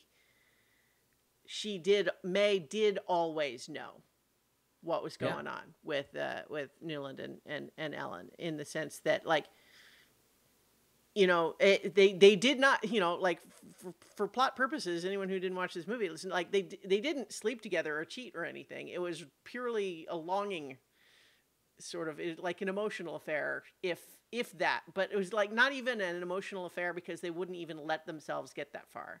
But she knew what was going on all along, and essentially knew throughout their long marriage that she was the second choice in his heart, but was able to be contented with him being the first choice, or her being the first choice in the world. And in some ways, I think that that's like, it does put a different spin on how we see her as a character, right? She's not missing this. She's not oblivious. She is in some ways doing the same thing he is. which is to say, I will do the thing that everyone's expecting because it gets me the things that I want. And she loves him, I think. And so she's willing to be second place in his heart if she gets to be his wife in the world. Um, and so I think that that's interesting, but it did feel to me though like the path he chose was go along with the comfort of society's pleasures with a wife that you like okay and you get along with and things work out fine because you don't try to make waves or change anything. And what would have happened the other way? We don't know. But it felt like something he wanted that he denied himself. And I took that final scene in a completely different way because what his son says to him is that mom said on her deathbed to trust you because we're always safe with you. And that right there, like to have your kids feel safe with you is like more than anything, like that maybe that made me feel like he just realized this has been the love that I've been longing for all this time. I just was too stubborn to see it. This is actually Mm. what this is a I have a beautiful life. I have kids that trust me. I have kids that feel safe with me. I have a wife that trusted me and felt that the kids that we raised are safe with me. Mm-hmm. This is everything I ever wanted. I just didn't realize it. And now I do. And that's what I'm contemplating on this bench. Yeah, I see like I see that. And I think that the movie is I felt like the movie is not trying to not say that. I think it's trying to say that in comparison to the other way to phrase that is Newland will never do anything other than what's expected of him. He is reliable because he always follows the rules and he never tries to change anything. And it turned out okay. Yeah, well, for him. But I think that's the complexity of the movie is that Yeah. like it's it's not saying one thing or the other.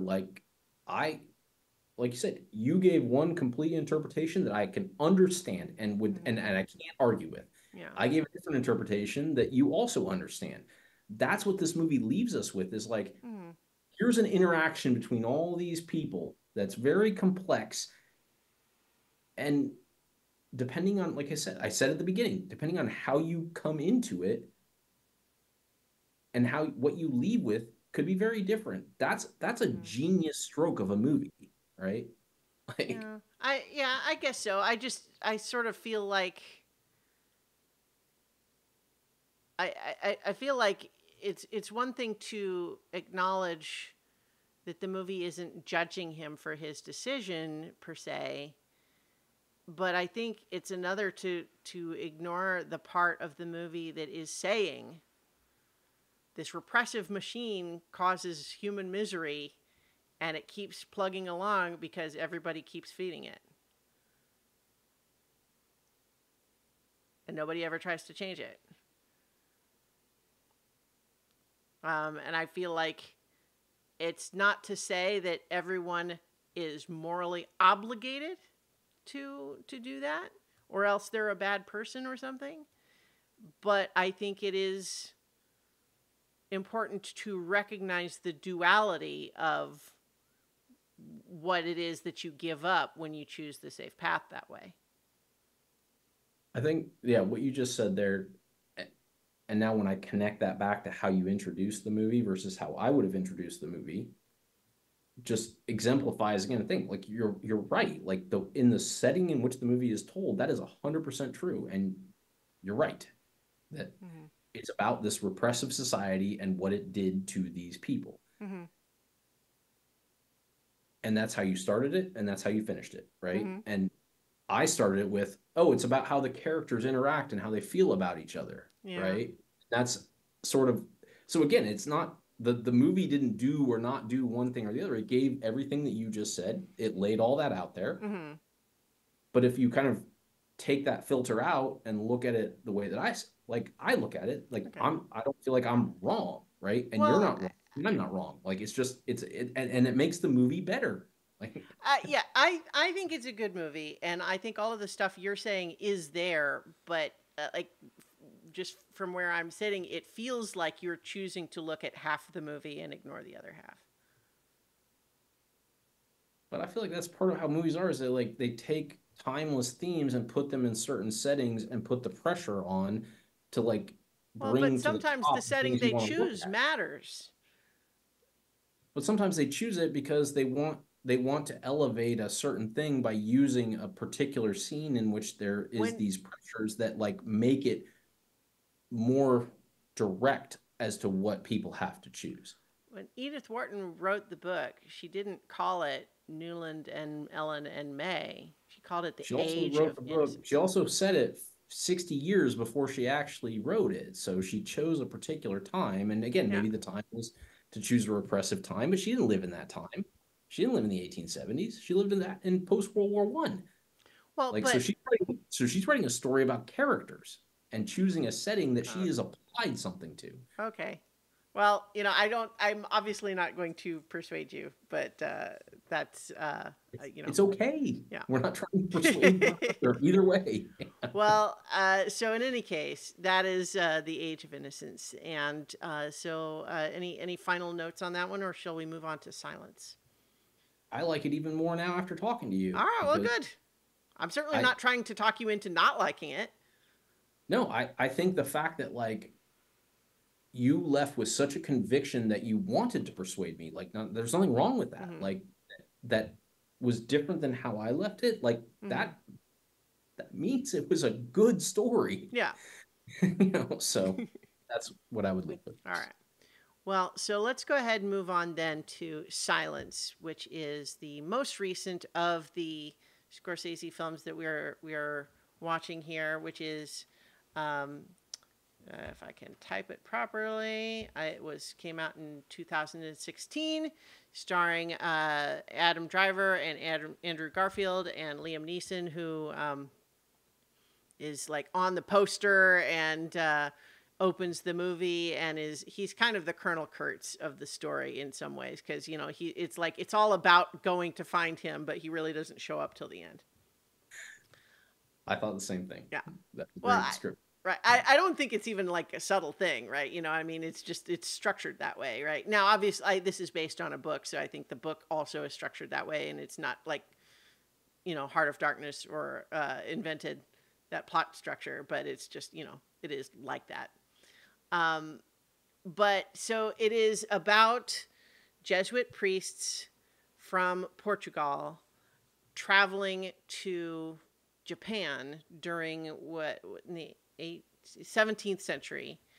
So they're trying to spread Christianity, and in the history here, that was going reasonably well for a while, but then the Japanese government decided to start trying to eradicate the spread of this new religion in their country, and began some inquisitions and so on, including torturing people into renouncing their faith and so on.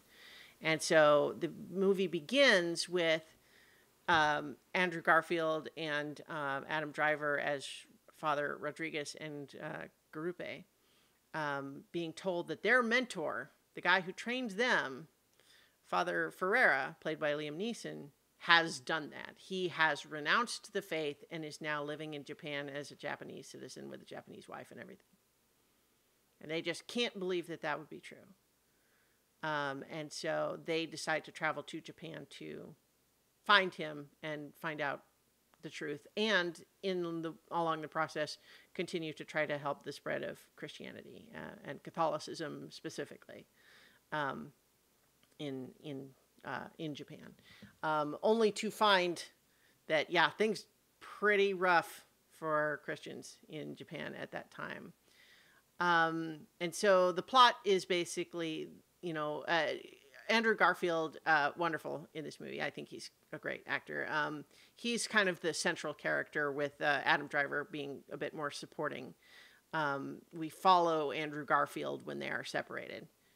Right. Adam Driver is more like the foil to the contemplation that Mm-hmm. like Andrew Garfield is going through, Right. because he kind of comes in and like comes in hard with certain thought processes and Right. culture things, and he sort of Hmm. juxtaposes the contemplation and the sort of reflection that Andrew Garfield's going Right. through. Yeah. But so a lot of what happens, which includes them helping, trying to help various, villagers, but and then trying to run from the inquisitors, and eventually leading to meeting up with Liam Neeson, is all kind of providing many different ruminations on the themes, many traditional Catholic themes, like, for example, the idea of, can all your sins be forgiven? Can any sin be forgiven? How many times? And also, if that's true, what about being asked by a soldier, here, put your foot on this image of Jesus and say that you don't believe in him, or we will kill you painfully over many days.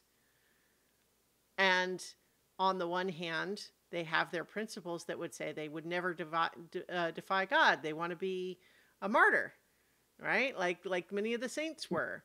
But on the other hand, you also have a lot of just ordinary villagers being put in that situation. And there's a question of like, well, even if you as a padre want to become a martyr or are willing to become a martyr, is that really something that you can ask of ordinary people? Is it something you should ask of ordinary people? And for that matter, what if it's, instead of each person making the decision based on their own life, what if instead it is, here, Padre, unless you do this thing, we're going to torture these other people. So if you won't do it, it's them that suffer, not you. And it just is all about dealing with those kinds of moral quandaries. And it features long sequences of people being tortured painfully. Um, it's well photographed, but it sure does show a lot of people being tortured for long scenes. And I don't know, I think some of my frustration with this movie, like, it's photographed beautifully, the performances are wonderful. I think it's very thoughtful about a lot of the themes that it's presenting. It's based on a book, I guess, which is, covering a lot of those same themes. But some of the pieces that I felt like I would have appreciated the movie weighing in on are things like, gosh, how evil it is that the Japanese are doing these inquisitions, kind of like the Catholics did in the Inquisitions. Kind of like there have been oppression from the Christian side in other places. Like, why is that, and why is that never acknowledged?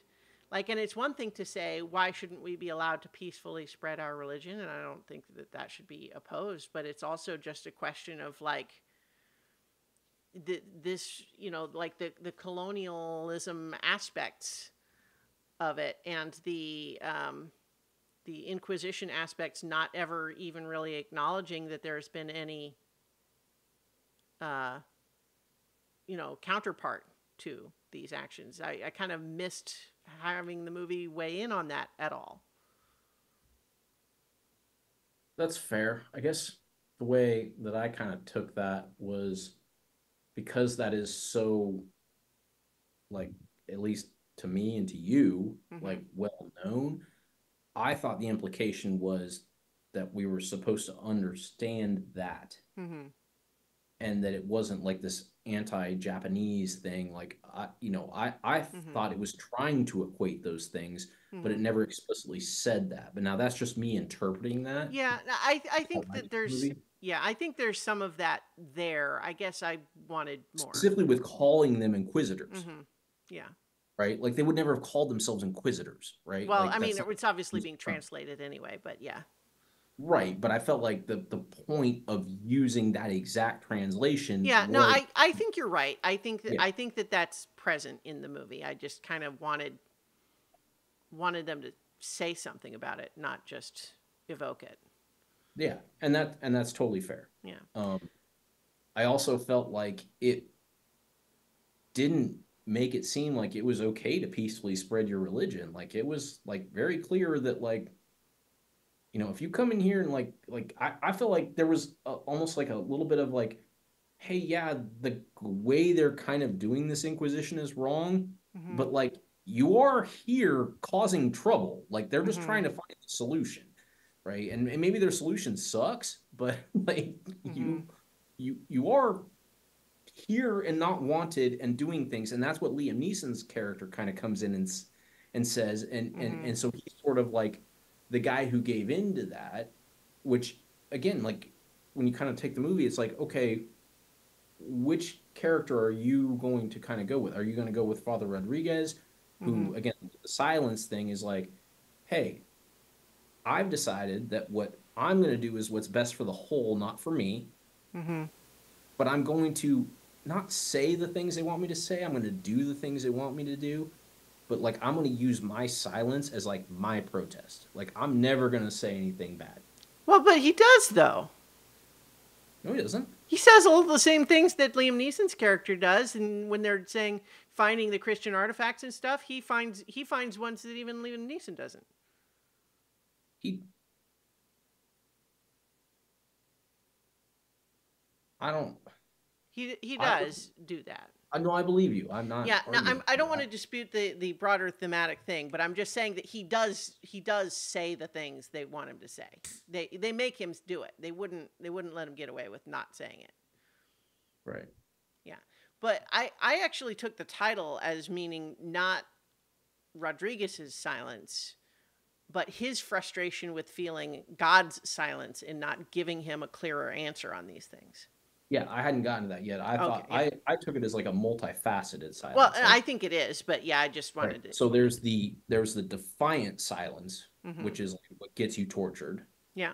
There's the sort of, which again, maybe I didn't describe it exactly right, but like Rodriguez does use his silence and his Mm-hmm. observation to kind of defy them, but do what they want. Like he kind of blends that line, Mm-hmm. right? And then there is God's silence that is frustrating to them of like, why are you not speaking up? Like, why are you not talking to us? Why are you not guiding us? Right. Mm-hmm. And so there's this whole thing, and that's where again I really liked this movie is that the silence part of it is that, well, what happens in silence is all that you're left with is your own meditative thoughts Mm-hmm. on what's going on, and that's what it's telling you, and that's what this whole movie, that's why I was okay with like 3 hours of all these things, is like it felt like to me like a 3 hour meditative experience of like kind of going through your own thoughts, because there are long periods of silence. Yes, some of them are torture, and which is not pleasant to Mm-hmm. watch. But during that, you're like thinking through, like, well, Rodriguez is saying, like, well, when the other people are getting tortured, well, why don't you just do what they want? Mm-hmm. God's going to forgive you either way. Like, why won't you just do what they want? And then, like, you're sort of starting to think through that. And then he gets put in that position. Mm-hmm. And it's like, is he going to do what he said he was going to do? Like, there's this, like, again, there's this Yeah. transit Uh, piece to it. I and felt it. yeah, well, and then all of that overlaid with the one guy who keeps betraying him and then finding him to ask for forgiveness and just really putting to the test this idea that like, will God really forgive all of these sins? And it's like, well, what about when it's sins against, Rodriguez personally, and in a profound heightened setting like this? But then all, so it's like, yes, I gave you up to the Inquisitors, and so you're in a jail cell now because I told them where you were, but I'm asking you for forgiveness. And you said that God would forgive every sin. And so, and this happening repeatedly with the same guy. Oh yeah. And, No, it's putting into a comment that like in mm-hmm, modern day Christianity, like seems fairly like simple of like, oh yeah, God forgives all sinners. mm-hmm, Well, what happens when you go into a pressurized situation where like a sin can actually hurt, like yeah, really hurt somebody else, right? mm-hmm, Like, is that still okay? And right, and you're the preacher saying that all sins are mm-hmm, forgiven. yeah, How comfortable are you forgiving that sin directly to that person in mm-hmm, absolute? That's hard, yeah. right? Well, and then that all certainly kind of, like even as we talk about it, I'm softening a little bit on maybe I was a little too quick to assume that the movie was taking more of a position than it is.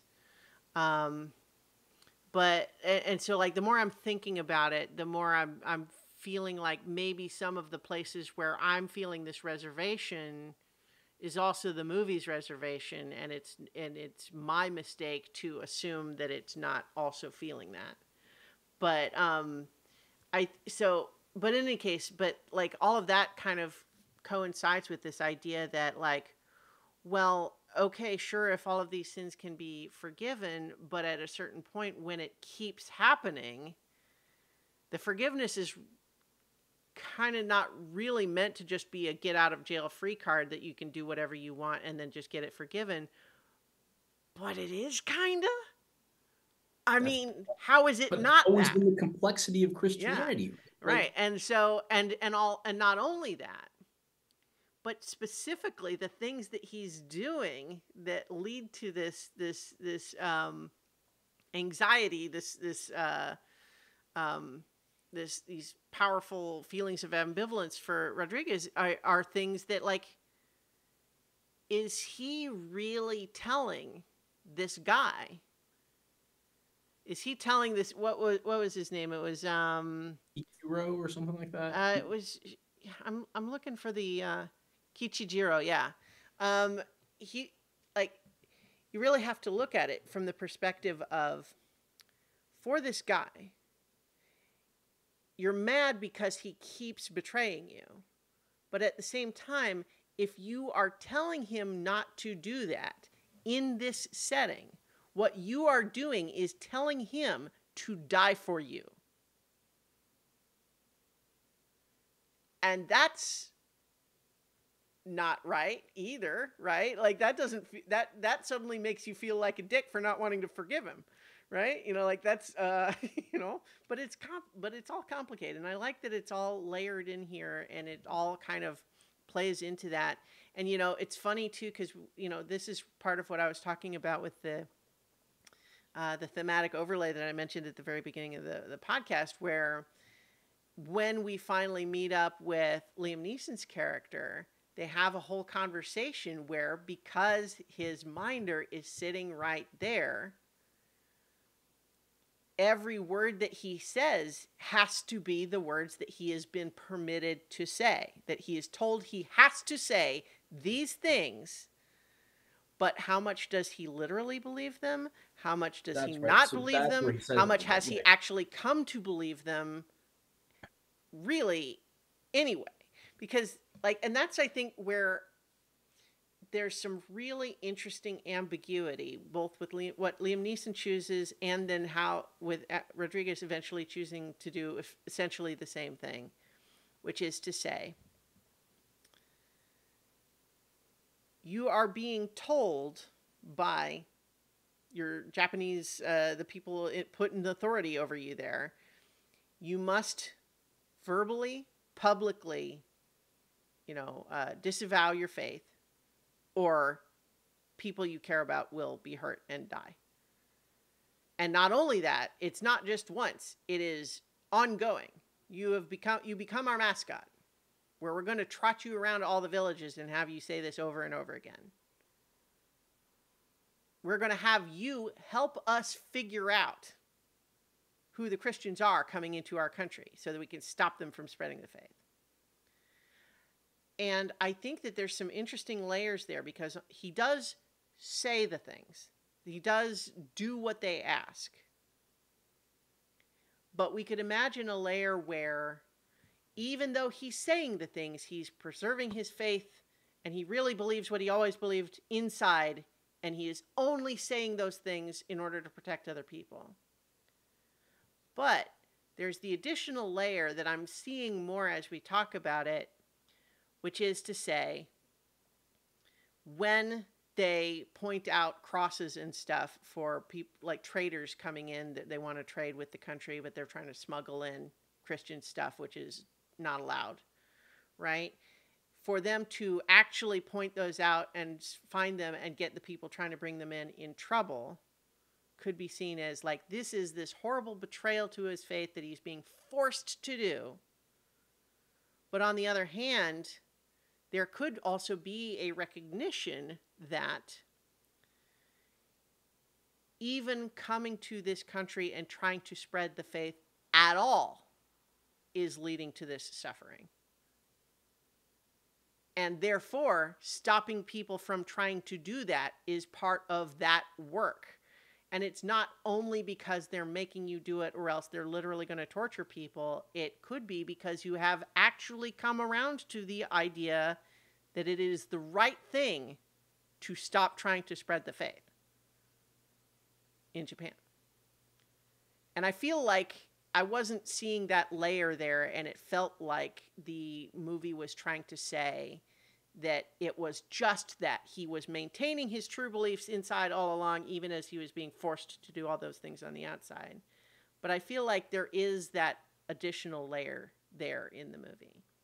Yeah, I definitely felt that, and I agree. So I'm glad that you kind of articulated that, because that's a great point. Like, and what he never gets to, but what like I feel like is kind of where it's going, is that you don't convert people to Christianity by invading their country and telling them what it is, right? Like, you live at a certain standard and it draws people to you to ask how you live at that standard. Like, Well, that's sort of that's like sort of the perfect, right? As a, well, I think that how do there I are get a what lot you of have? people who would disagree with that. The Christian theology of evangelism is very common, in which case they believe that they are being explicitly told to go out and spread the faith in exactly that way. Well, yeah, I agree Yeah. that exists. I Mm-hmm. disagree that that is an Well, effective way. well, Yeah. yeah, I mean, yeah. And so, I, in any case, I right? believe Yeah. the way to spread the faith is to invite people into the faith, not to tell people they need to be part of the Mm-hmm. faith, Yeah. right? Invite people into the faith, they discover it for themselves, then they are invested. Like, that's, and I felt like that's, again, it wasn't explicit that he didn't say that, right? Mm-hmm. But like, he was starting to understand, like, this idea of us being here and telling this culture of people that this is what they have to do because we know it's right Mm-hmm. is not working. And in fact, it's killing people. Mm-hmm. So maybe we should stop doing it this way, Well, because, like, and it yeah, a couple of times what gets raised up, and like spit back to Rodriguez in his face is like, there are people who are about to refuse to disavow their faith and therefore will be killed as a result, and they are and he is upset and traumatized that this is happening, but they're telling him, but you said that when we die, we'll go to paradise. Surely that's better than here. Why would you be wanting to tell us to do anything different? And it's this sort of thing. It's like, I guess that is what I've been telling people, huh?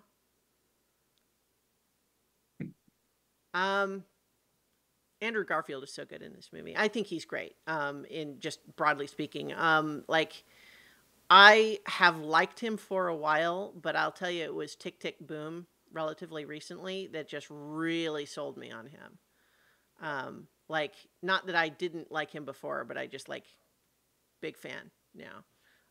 he's great. And he's great in this Mm-hmm. because he like, for, if you're watching the movie like that way, again, of like, you're sort of contemplating like the rights and the wrongs of everything Mm-hmm. that's happening too. Like, he is too. Like, he's a great vehicle for you as the viewer to kind of like watch this, because like, he literally says, like, to the people being tortured, just say it. It doesn't mean anything. Just say it and don't Mm-hmm. die. You Mm-hmm. know? And like, that's his initial reaction at the beginning, and then he understands the complexity of it and what they've done Mm-hmm.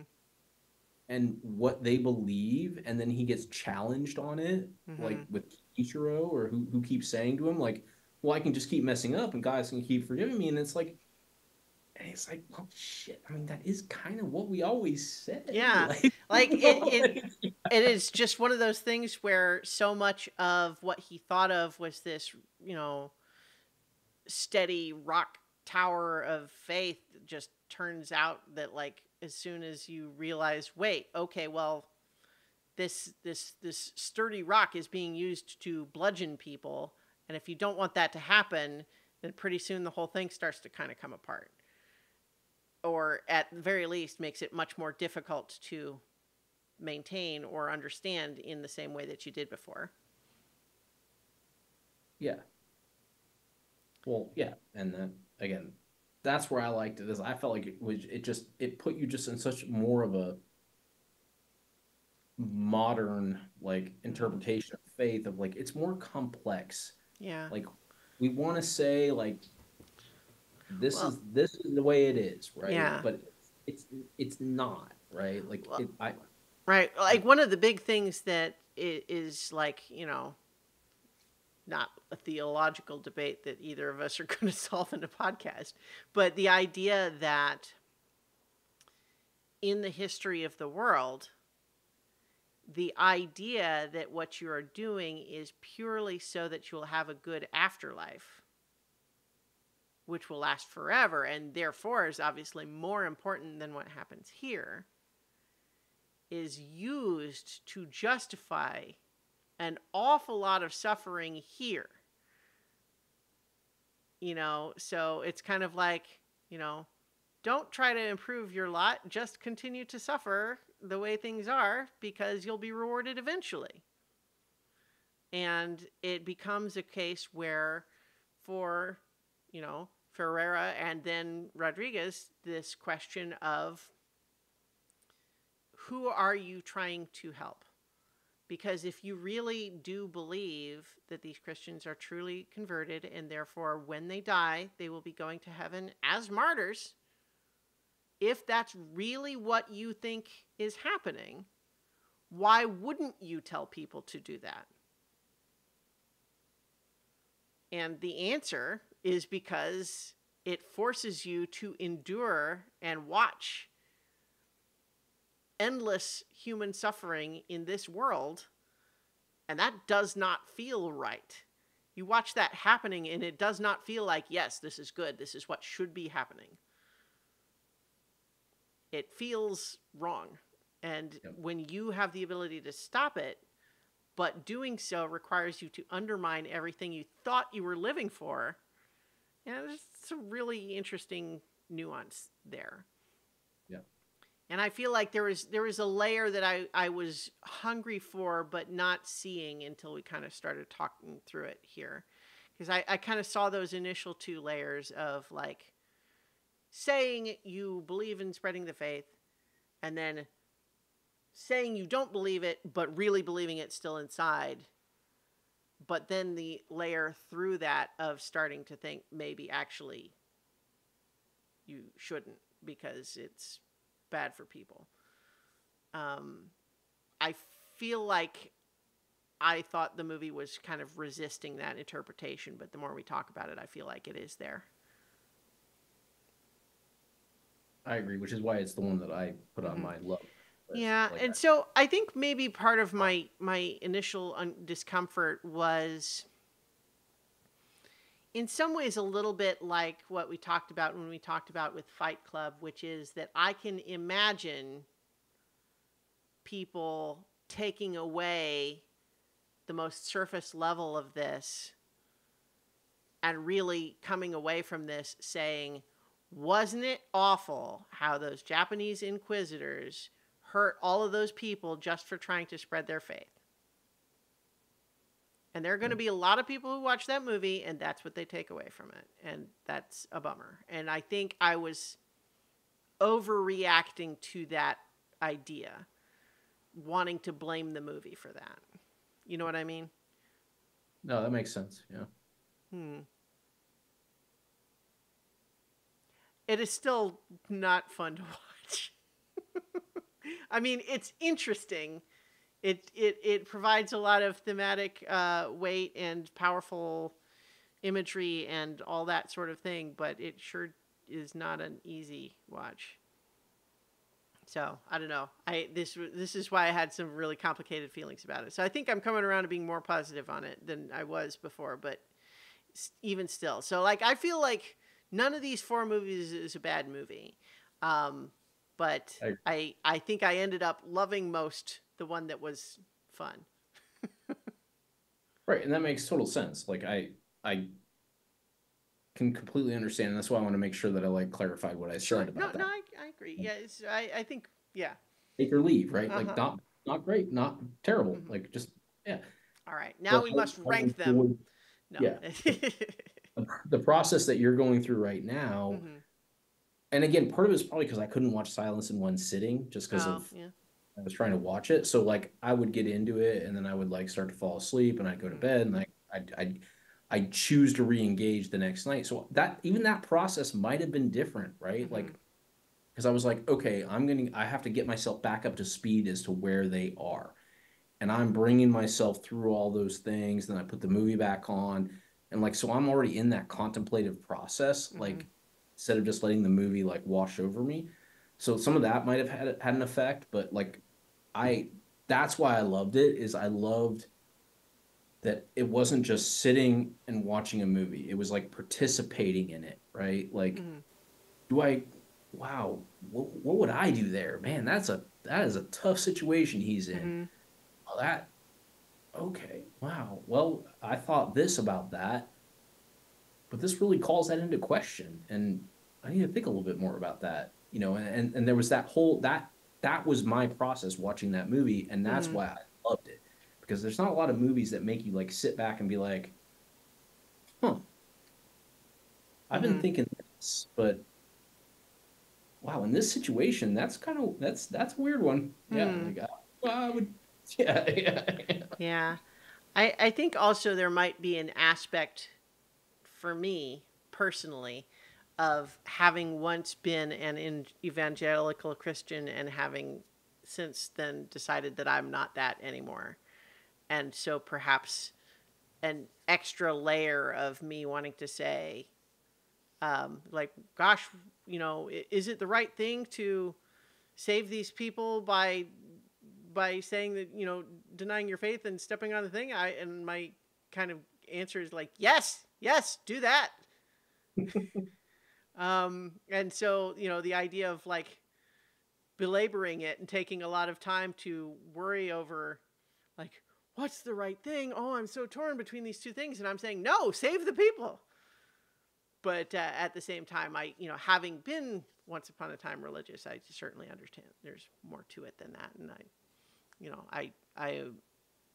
I'm recognizing some of my own personal biases there. I was familiar with some of that, not all of that story, but wasn't going to like Hmm. prod the question. Yeah.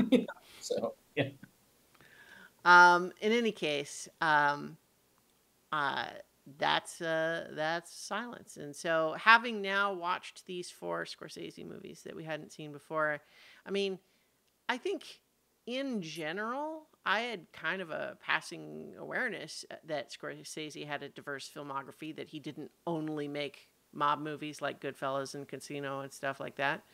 But it just all the more kind of highlighted that this guy makes a lot of different kinds of movies, but they all often have kind of a lot of similar thematic elements to them. yes. He knows what kinds of stories he's trying to tell, and he's a great director. Um, So so one additional little trivia note that I found interesting is I was catching all of these. I decided to go on Letterboxd and make a list there of all of the movies that we've covered on the show, which of course includes the original AFI list, but now all the movies we've done since then.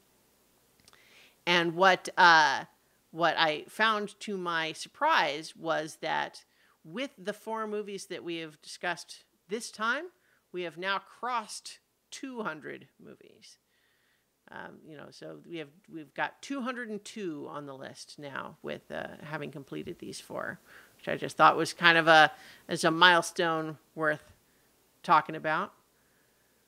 yeah, Yeah, we did it. We should change the name of the show now. watching 200 plus Or movies. Holy breaking off a cow. new 100. So the other thing though is that we sometimes in advance of recording decide what the next episode ought to be, but we didn't really decide on anything this time. We could, of course, default once again to looking at that Sight and Sound Top 100 and just each picking a movie that we have not seen before. What do you think? I'm okay with that. I hadn't really thought through it. I was kind of in the whole like, hey, we're about to break for the holidays, Oh, and sure. you know, Well, we don't maybe have to. We don't have to jump right in. Like, but um, you know, and it is ultimately kind of like your turn to pick. Scorsese was my suggestion, but I don't know. I what what do you think? I'm okay with going on that list. I just Okay. don't know. I mean, I guess I could pick something on the fly Yeah. right now. Well, let me give Okay. that link to you if you uh, didn't have it handy. So, just looking through the from the top, Tokyo Story is a movie that I have seen, but we haven't discussed on the movie. That's at number 4, and that's the highest one that we haven't covered yet. It's very good, but I have seen it. Um, and then In the Mood for Love is directed by Wong Kar-wai, who I've liked other movies that he's made, like Chungking Express. So maybe that's really good too, but I haven't seen it. I'm just kind of scrolling right now. I don't know if any are jumping out at you. How many are we trying to do? Well, I don't know. We've had themes where we did 4 in a row a couple of times now, but we could maybe go back to like 2, each pick one, or I don't. What do you think? How do you feel about it? Um, I'm not fine with just picking two because of the holidays and stuff. Yeah. Mm-hmm.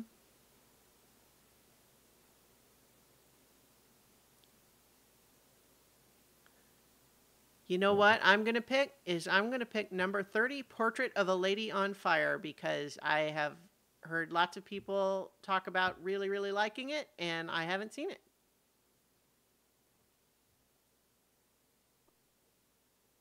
Directed by Celine Sciamma. Okay. I'm Man, all the ones I want to watch, we've already watched. Well, see, but that's the purpose of these lists, is that there's probably ones that you just don't know yet that you want to watch. Yeah, but most of those are foreign at this point, and Yeah. it's more difficult to like try to. You're in the mood for something a little easier. Yeah, Fair enough. that's all it is. So, um,